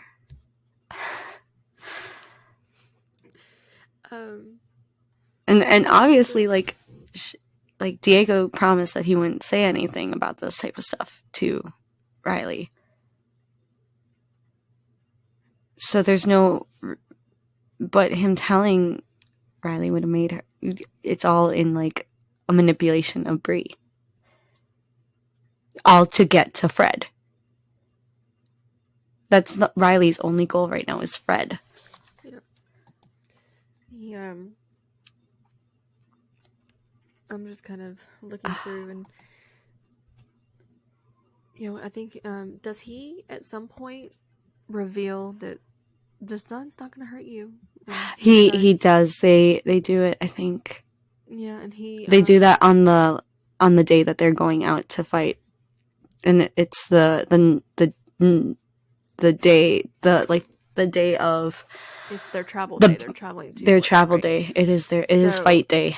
It is like, one of 4 days where you can go out into the sun without burning, which Bree knows is so it's a not bunch of true. BS. It's so not true. He doesn't give the complete truth. He's like, no, he 4 says, days of the year. So it's like, you can go out in the sun. There's 4 days outside? though. Yeah. There's only 4 days of the year you can go outside, and only 4. And this is one of them. What a coincidence. It's such a weird day though, because it's like, it's not an equinox. It's not, it's not anything special. No, it's just the day that they need to go and get the coins. Like, he gives a little, like, test, and it's like, I have a feeling I know who the first person is. Yeah, and Raul's like, I don't want to go. And he's like, and Kevin is like, I'll go. And Riley's like, wow, Kevin, you're so brave. And Raul's like, no, I'm the brave one. How dare. How dare you. And at some point, and they have to drag Christy out. And like the whole time while this training stuff is happening, Bree and Fred, they're the ignored duo. They're doing whatever they want. They're playing cards. They're having silent conversations. They're reading books together. So everybody's inching towards the door because everybody, those big personalities of the group, they want to be the first. They're like, yeah, let's do it. Like, I'll be the first. And no one's come through the door yet. And Riley goes, you can hear me. You know I'm not fried. Don't be a bunch of babies. You're vampires. Act like it. I know. It's my favorite line. It's like, why wouldn't you trust him? You just got a giant boat full of tourists and pedestrians to munch on the night before. What do I have to lie about now? Okay. Yeah. So also, I love that like everyone is like, woohoo, Riley that night, and then this day they're all like, Right. Yeah. So eventually they go out and they're fine. They realize they're not gonna fry, and they're like, let's go. They start headed to Forks. Except for Fred, because we have a little conversation between he stays and behind Bree, right? and says to Bree, I'm not going. And he's like, you knew about the sun, didn't you? And Bree's like, yeah, I did. And Fred's like, you don't trust Riley. She's like, no, I don't, but I trust Diego, and I need to go get him. So he makes the decision to leave and head to Vancouver, right? Yeah. And he's like, I was going to go by myself, but you could come with me. You can come. And then she says, I got to get Diego. And so she goes with... She follows behind. She follows behind Riley. And Fred says, I'll give you 24 hours. Come meet me. 24 hours, come meet me. And So Bree goes off to find Diego. Fred leaves, and Riley and the rest of them head to Forks. So. And, by the time Bree gets there, she's following the trail. She's hearing stuff going on, and she hears, like, howling. She hears fighting. It's begun. And she sees Riley sneaking off. And she's like, where are you going? He's like, oh, I thought you were with Christy and Jen. She's like, no. Yeah. Where are you going? And he's like, something's wrong. She's not here. Our leader, our creator, she's not here. And he's like telling this big lie, and he's like, Diego's out there, although. And Bree's like, what? It's like, yeah, Diego's out there fighting. Hey, did you not smell him? Like, no. So what? So it's very like very pulling on her heartstrings, being like, he probably needs your help. You need to go help him. Yeah. So he heads off to find Victoria. And Bree. And she goes out into a battleground. Into the battle scene. And this is where we pick up in the movie, and we see her come through the trees, and she is like freezing. She looks around, and then at that point in the movie, we see Carlisle and Esme come up on her, and like she's they're confused because they're like, she's not coming after us. It's my favorite thing because like she comes out and she's like sees all this stuff and she starts backing away, and Carlisle sees her and comes up to her and like pushes her, and she's like, I'm not fighting, I'm not doing this, no, and he immediately is like, I don't want to do this either, which is, he gives her the chance to surrender, and he's like, do you surrender? And she's like, absolutely, no. And Esme comes up and is like, what's going on? And she's already adopting Bree. Yeah, she's already like, she's already got Bree in her family. She's like, what's going on? And he's like, she doesn't want to fight. She surrendered herself. And Esme's like, oh honey, oh honey, come on, oh honey, my child. Yeah. And and they're like, oh, yeah, of course, you can. Yeah, well, just keep an eye on you. And Jasper comes up and is like, what's going on? Not okay. Kill her. And Esme's like, no, you are not. No, this is my child now. You can't have her. Yeah. And, essentially the fighting is all done. You can smell the burning vampires. You hear things. And Bree, because Jasper does not trust her, tells her to close her eyes. And then goes behind her and covers her face with his hands just to make sure that she doesn't peek. Yeah. Because he doesn't want her to see what Bree calls the howler vampires. Because she doesn't know. Right, yeah, so, okay. They're howlers. Well, because they know that at this point, they know the Volturi's coming.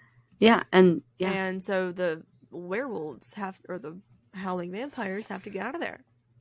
Yeah, the howling vampires. What she doesn't know is that if they're seen with werewolves, they'll assume that they're children of the moon, and that's a no-no for according to Caius. Yeah. So, but and Bree hears like heartbeats, but they're not heartbeats; they're like fluttering butterflies. Like they're so fast that she doesn't recognize what they are. Is that where the butterflies come from? No, this came from. No. I will explain later. Okay. But she's like, it's too fast to be like heartbeats. I don't know what that is. And she's like, but there is a heartbeat. I can hear a heartbeat.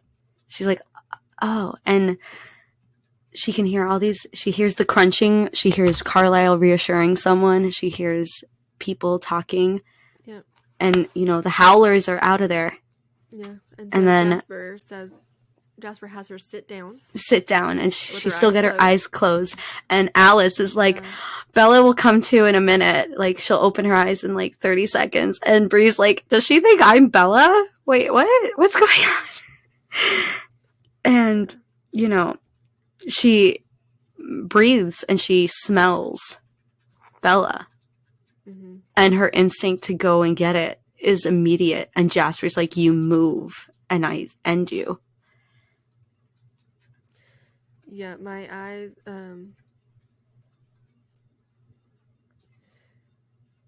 yeah, so, yeah, Jasper stays behind her, and the whole time, he's just prepared. He's like her responsibility, or she's his responsibility in this moment. Because he knows newborns better than anyone. And so, as we know, the werewolves are dealing with what's just happened to Jacob.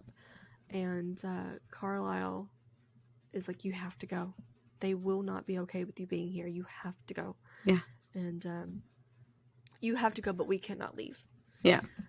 And Carlisle's like, I'll be there as soon as I can to help. Yeah.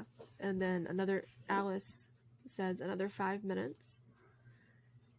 And because they're coming. And Bella will open her eyes in 37 seconds. Yep. I wouldn't doubt that she can hear us now. Bree. Yeah. Bella, what is that? And so she's counting down 3 minutes. Like, she's counting down toward what's to come. And Jasper finally lets her go. Lifts lifts his hands off her face and says, "You better open your eyes now." And so now she sees Bella and she's like, "Oh my gosh."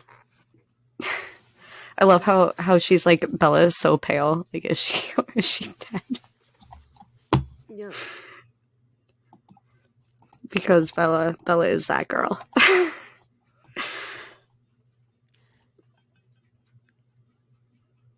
Yeah, there were 3 more vampires behind the big one. I couldn't see exactly what they were doing with him in the way. Carlisle was kneeling on the ground, and next to him was a male vampire with dark red hair.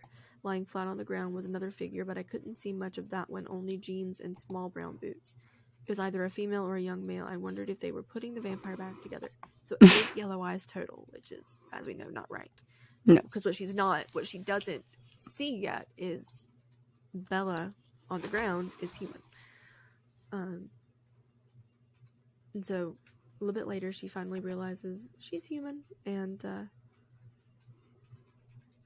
she's just watching them like take care of her, get her up, and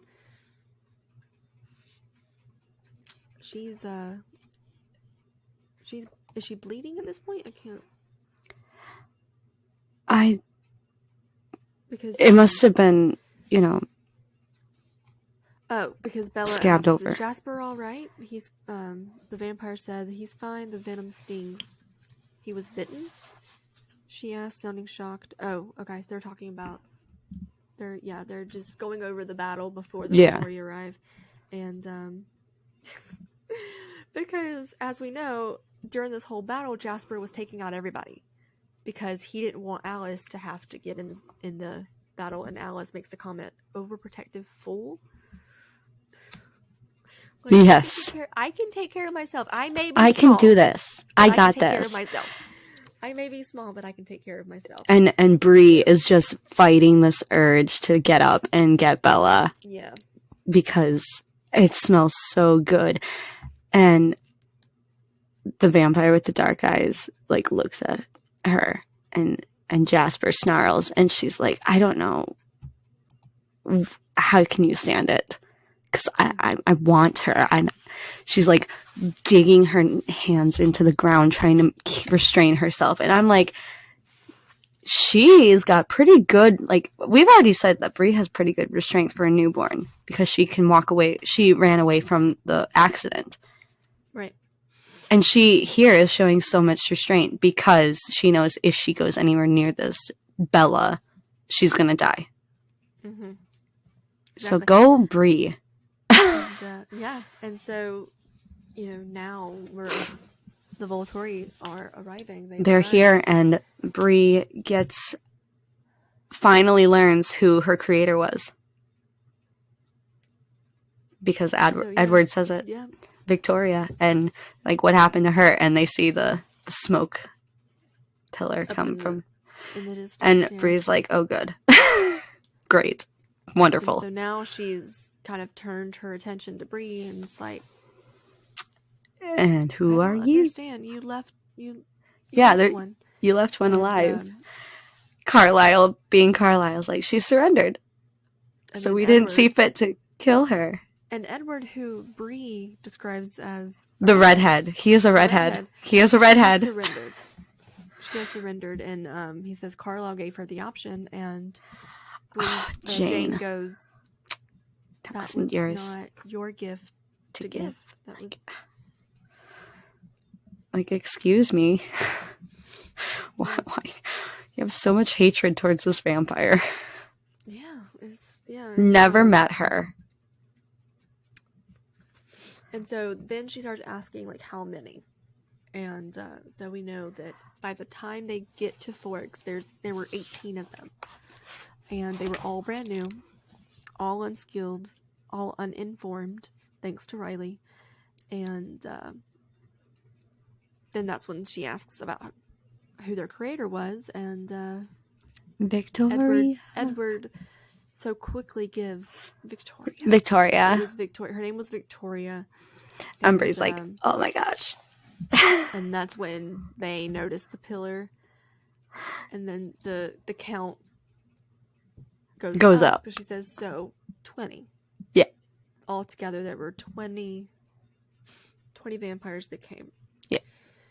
Which means that 2, because if they had 22, 8. Yeah.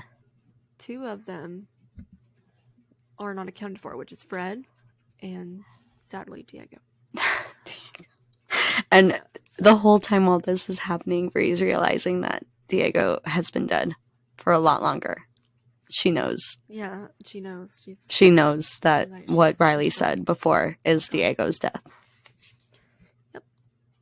And Bree is just done with life, I guess. Yeah. And so at this point, Jane has turned her attention to Bree again and asks her, "You there? Yeah. Your name." And it's not even a question. It's not even a question. Just your name. Like, what's your name? And she said, "I was dead anyway, according to her, so why give the lying vampire anything she wanted? I yes. Her. Go, Bree. Go, baby." Which then we see Jane's power in... We finally get a description of what happens when Jane uses her power. Because Bella doesn't know, because it doesn't affect her. But Bree... All she knows is what she sees. All Bella knows is what she sees, but Bree can feel it. Does feel it, so and says, it's not fun. Jane smiled at me, the bright, happy smile of an innocent child, and suddenly I was on fire. It was like I'd gone back in time to the worst night of my life. Fire was in every vein of my body, covering every inch of my skin, gnawing through the marrow of every bone. I feel like I was buried in the middle of my coven's funeral bonfire, with the flames on every side. There wasn't a single cell in my body that wasn't blazing with the worst agony imaginable. I could barely hear myself scream over the pain in my ears. And again, Jane asks your name, and so she gives it, Bree. So she tells Jane her name, and we know that she's in pain, she's screaming, and Esme and Edward step forward and is like, she'll give you anything you want to know. Right, Esme's ready to protect her new child. She'll tell you anything you want to know. And so, and Jane's yeah, I know. It's just fun. Oh, I know. I love that she tries it on Bella again. Bree? Okay, so she's just trying to so Jane is confirming information. You know, is the story they're telling true? Were there 20 of you? And as far as she knew, there were 19 or 20, maybe more. Right. And so she says Sarah and the one whose name I don't know got into a fight on the way. So they even lost people on the way there. And then Victoria, she created, and she's like, I don't know. Mm-hmm. And then so she goes on to Riley. Why did he bring you here? And so she recited Riley's line of the yellow eyes. Riley's lies as quickly as I could. Riley told us that we had to destroy the strange yellow eyes here. He said it would be easy. He said that they would do some... Hold on. He said that the city was theirs and they were coming to get us. And so she just was going over all the lies she was told and why she was there. And the conversation keeps going. And the whole time, Bree starts picking up, if there's a mind reader here, I need to let them know what's up, what's going on behind the scenes. Jane meeting Victoria, yeah. Everything she knows about it. Yep. Good for you, Bree. Towards the end there, she's like, I was afraid. I wanted to run away. I didn't want to be here. That one said they wouldn't hurt me if I stopped fighting. Nodding at Carlisle. And that's when Jane says, but that wasn't his gift to offer. Broken rules demand a consequence. And then she looks at Carlisle. Are you sure you got all of them? The other half that split off, because they split off into 2 groups. And so and Bree's such a savage, because it's yeah, we got the other group that split off too, and she's like, that was Christy's group. Oh, the Howler vampires got them. I'll keep those guys a secret. She deserved that. Such a savage. Mm-hmm. It's she got what she deserved. Yeah. And then Jane being very much Jane's I'm impressed. I can't deny that I'm impressed. I'm how dare. very much impressed with how y'all were able to take this, and then like, why did this all happen? Then we get the iconic line, "I've never seen a coven escape this magnitude of offense intact," where she says, I've never seen a coven escape an attack of this magnitude intact." Right. And what was the cause of such extreme behavior? Victoria has a grudge against Bella. Oh gosh. Victoria held a grudge against Bella, yeah, and this one, she smiled at the human the way she'd smiled at me, seems to bring out bizarrely strong reactions in our kind. And then Edward be like, "Can you please stop? Would you please not do that?" Just checking. Just making sure. And I imagine Jane is very much just checking. No harm done, apparently. Like, she's just, I'm so someone mad. Can she is so mad. So mad. So I love mad. The contrast between the first time she tries this on Bella and the last time we see her try this on Bella. Mm-hmm. Bella is very much worried that it's going to work, and so she's prepared for the pain. And, you know, she's got this very calm, like, just nonchalant face on. Whereas in Breaking Dawn, she smirks and she gives a half smile to Jane. And it's just, I'm just like, I see that scene and I'm like, yes, go! Like, so show them how strong you are, girl. Right? Show it. And like, and then you have Jane being like, "Okay, let's just finish this." Like, yeah, I'm so mad that we don't have anything to do. And, you know, Edward's like, "If you would have arrived earlier." Yeah, and Bree being like, she knew. Yeah, of course, Carlisle. So Jane, she gives Felix the go ahead, and Edward. Edward is the one that's speak up, like, "Hey, you know, Carlisle, if we explain, like, what's going on," because he hears Esme's thoughts of like, protect this child. We need her. It's very much, yeah. And he's so like, my mom Carlisle's wants like, this child. Of course, we would take responsibility for her and teach her the rules, but of course, Jane's like, the Volturi nah. The Volturi don't give second chances, which begs the question: do you believe that Bree had a first chance? Because no, without knowing all the rules and being completely prepared, do you get a fair chance? Was that a fair shot for her? No, it was not. Bree, I agree. Bree didn't do anything. Essentially, she was changed, was shown the wrong way of living, and then, well, not the wrong way, but like, not given any boundaries of what to do, except for but she's the only, her and Diego and a few others are the ones that actually listened to Riley, like, kept to the rules. Yeah. I mean, she, like Carlisle said, she was unskilled, uninformed, and so, I mean, I agree. She didn't have a fair shot. And the Volturi could have very much accepted that second chance and given her a true shot at life. Right. Which I think is a good segue to take us into question. Or actually, to what? So she's like, we don't give them second chances, and she sends Felix forward, and they can't do anything. So, and then Bree quickly to Edward is like, "Hey, I have a friend named Fred. Please look out for him. This is what he looks like. Be nice to him." Which, and then he says, "Close your eyes." Yeah. End of story. Yeah.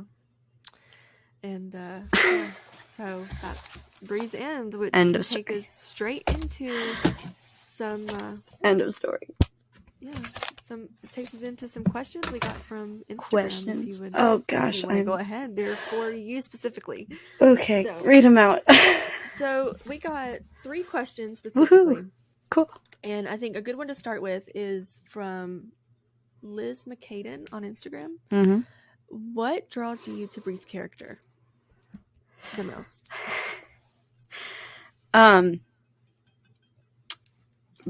Bree essentially is me.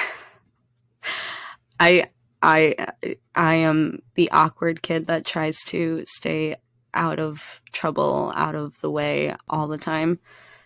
Like, that's how I was in school. That's how I still am.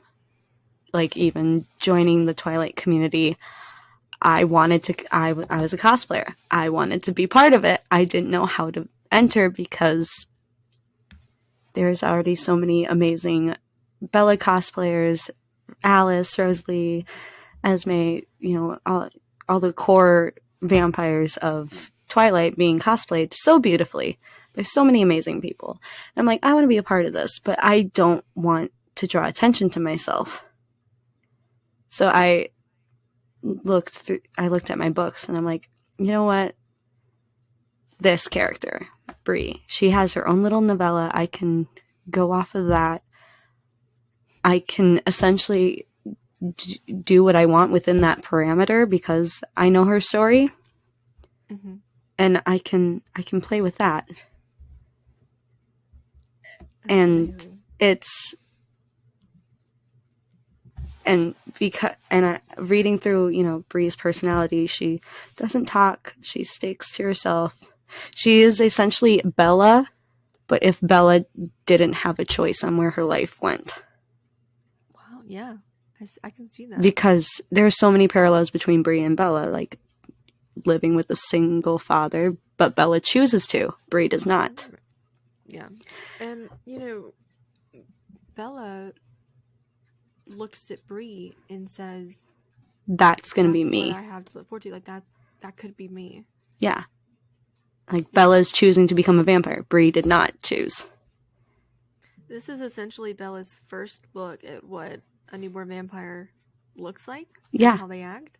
And so that leads Bella into asking, how long will that last for me? Yeah. And so that gets her to prepare for that decision. Yeah.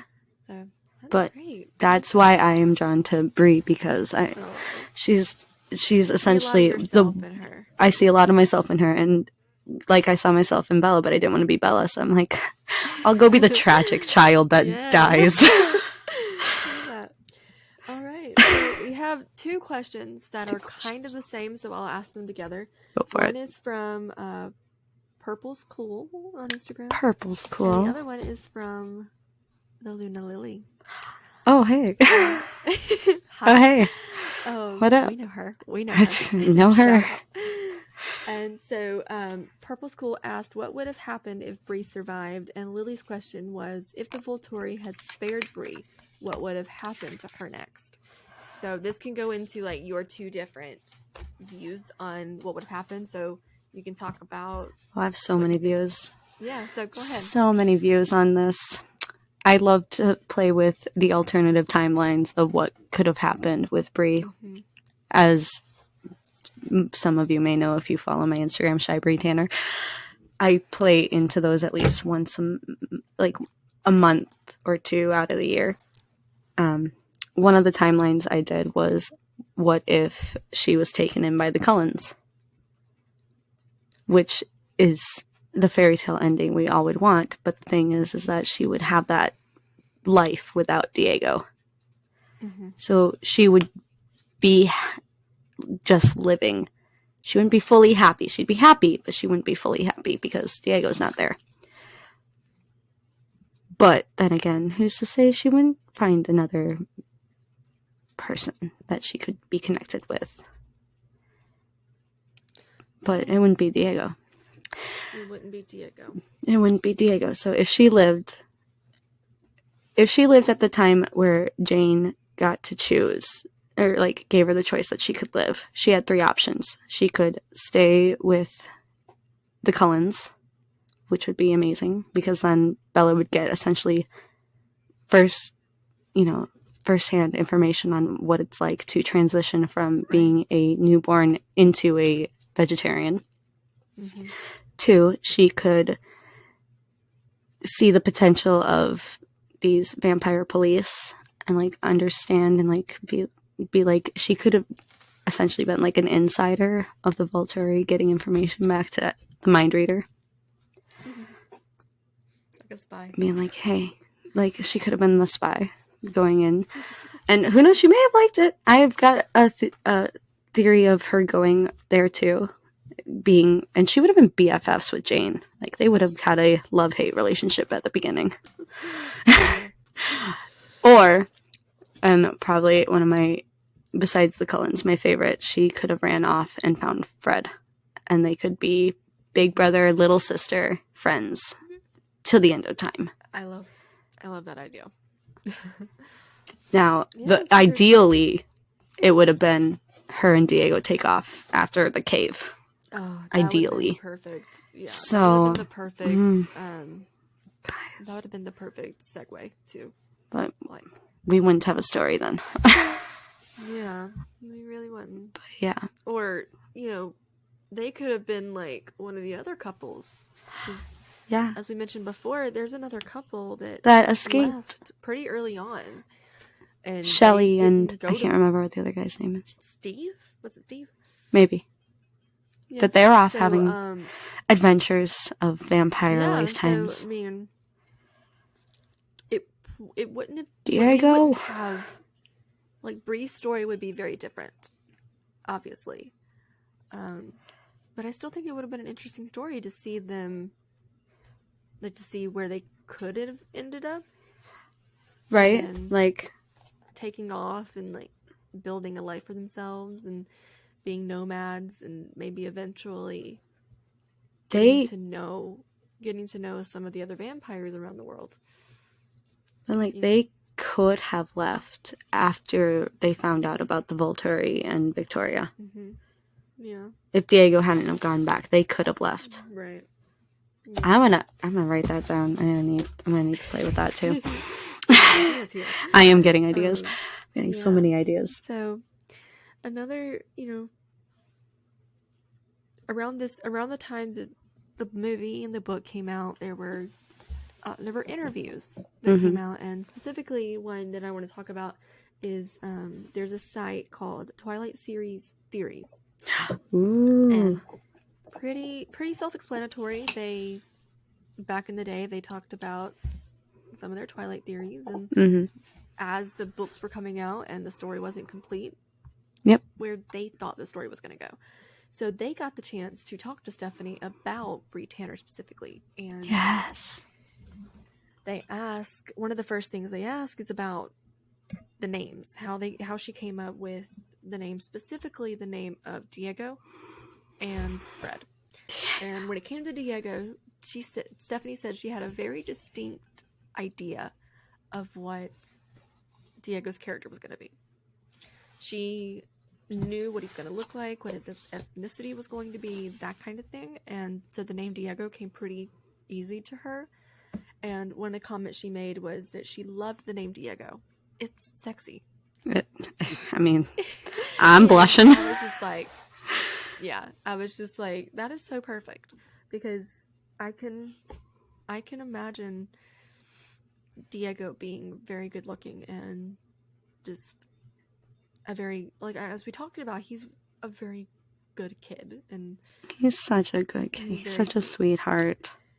And when it came to Fred, she wanted an alliteration. So a nickname, Freaky Fred, and she loved the alliteration, so that came Freaky Fred. But there also was a little Scooby-Doo in there. Yes, because of Freddy from Scooby-Doo. And as we know, Freddy is blonde, broad-shouldered, he's tall, and that's very much what she imagined Fred looking like.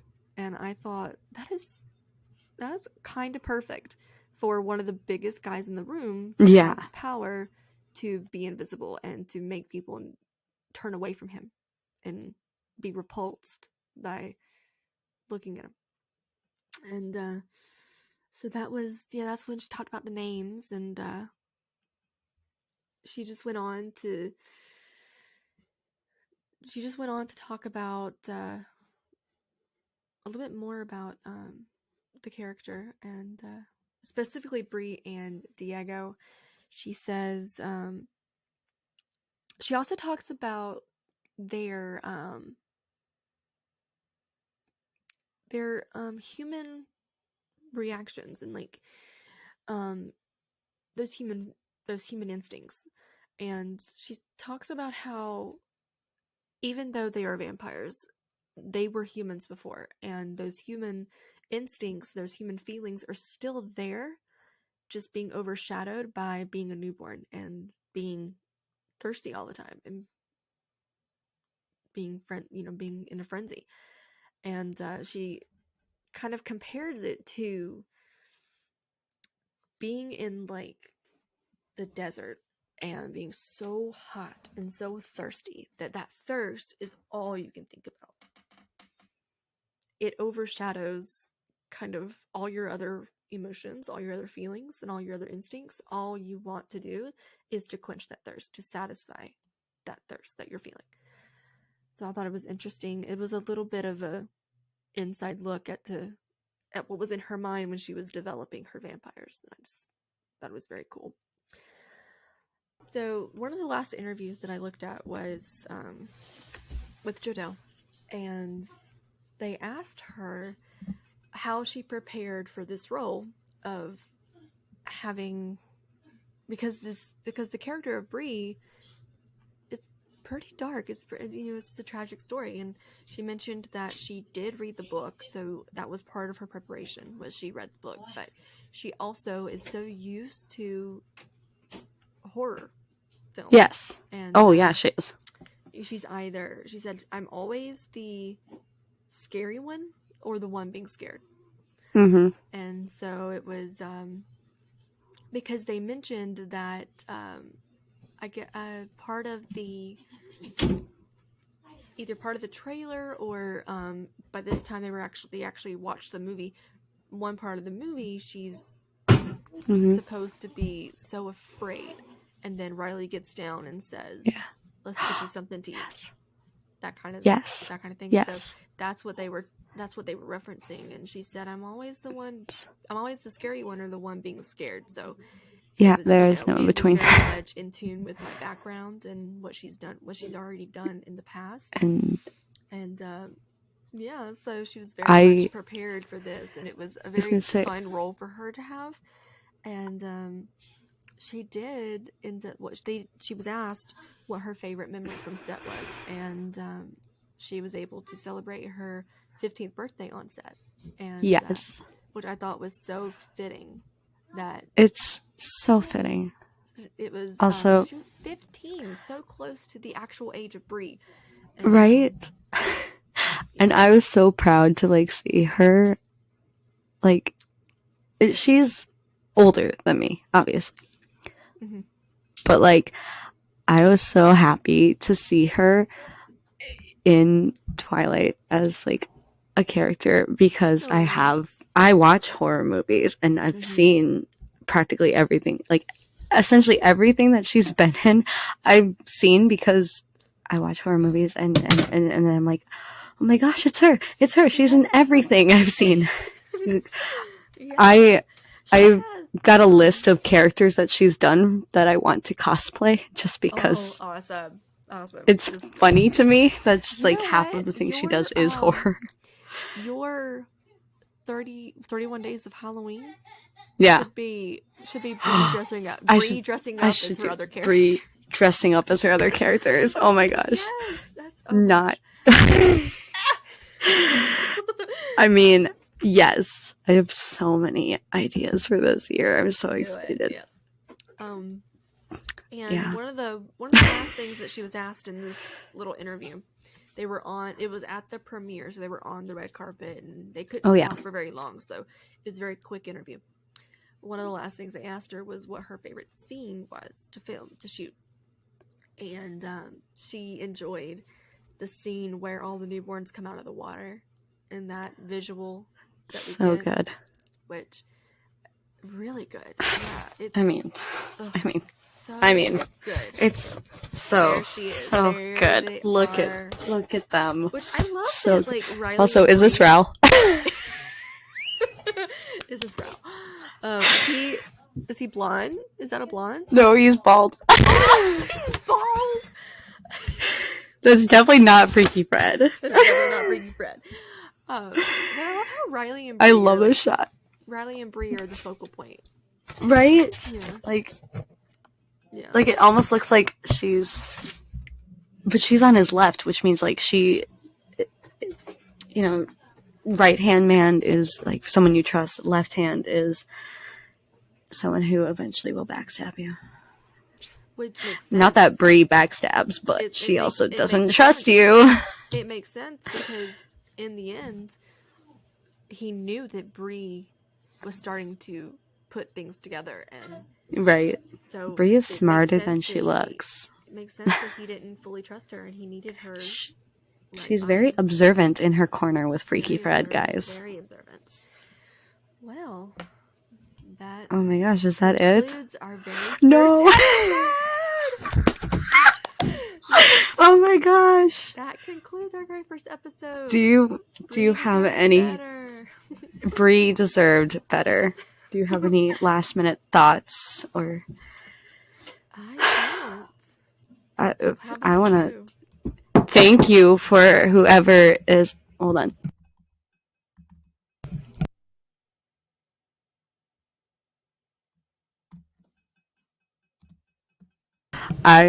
Sorry. I just want to say thank you for listening. Yeah. Thank you for listening to our very first episode. It will be out. You could have had. You guys will be listening to this on June 15th, the anniversary of Bree's death. I'm so excited for it. Let's all honor Bree. Our little butterfly who did not have long to live. Yeah. So, thank you guys again for listening. Thank you, and have a fantastic day. Shout out to you, Daniel.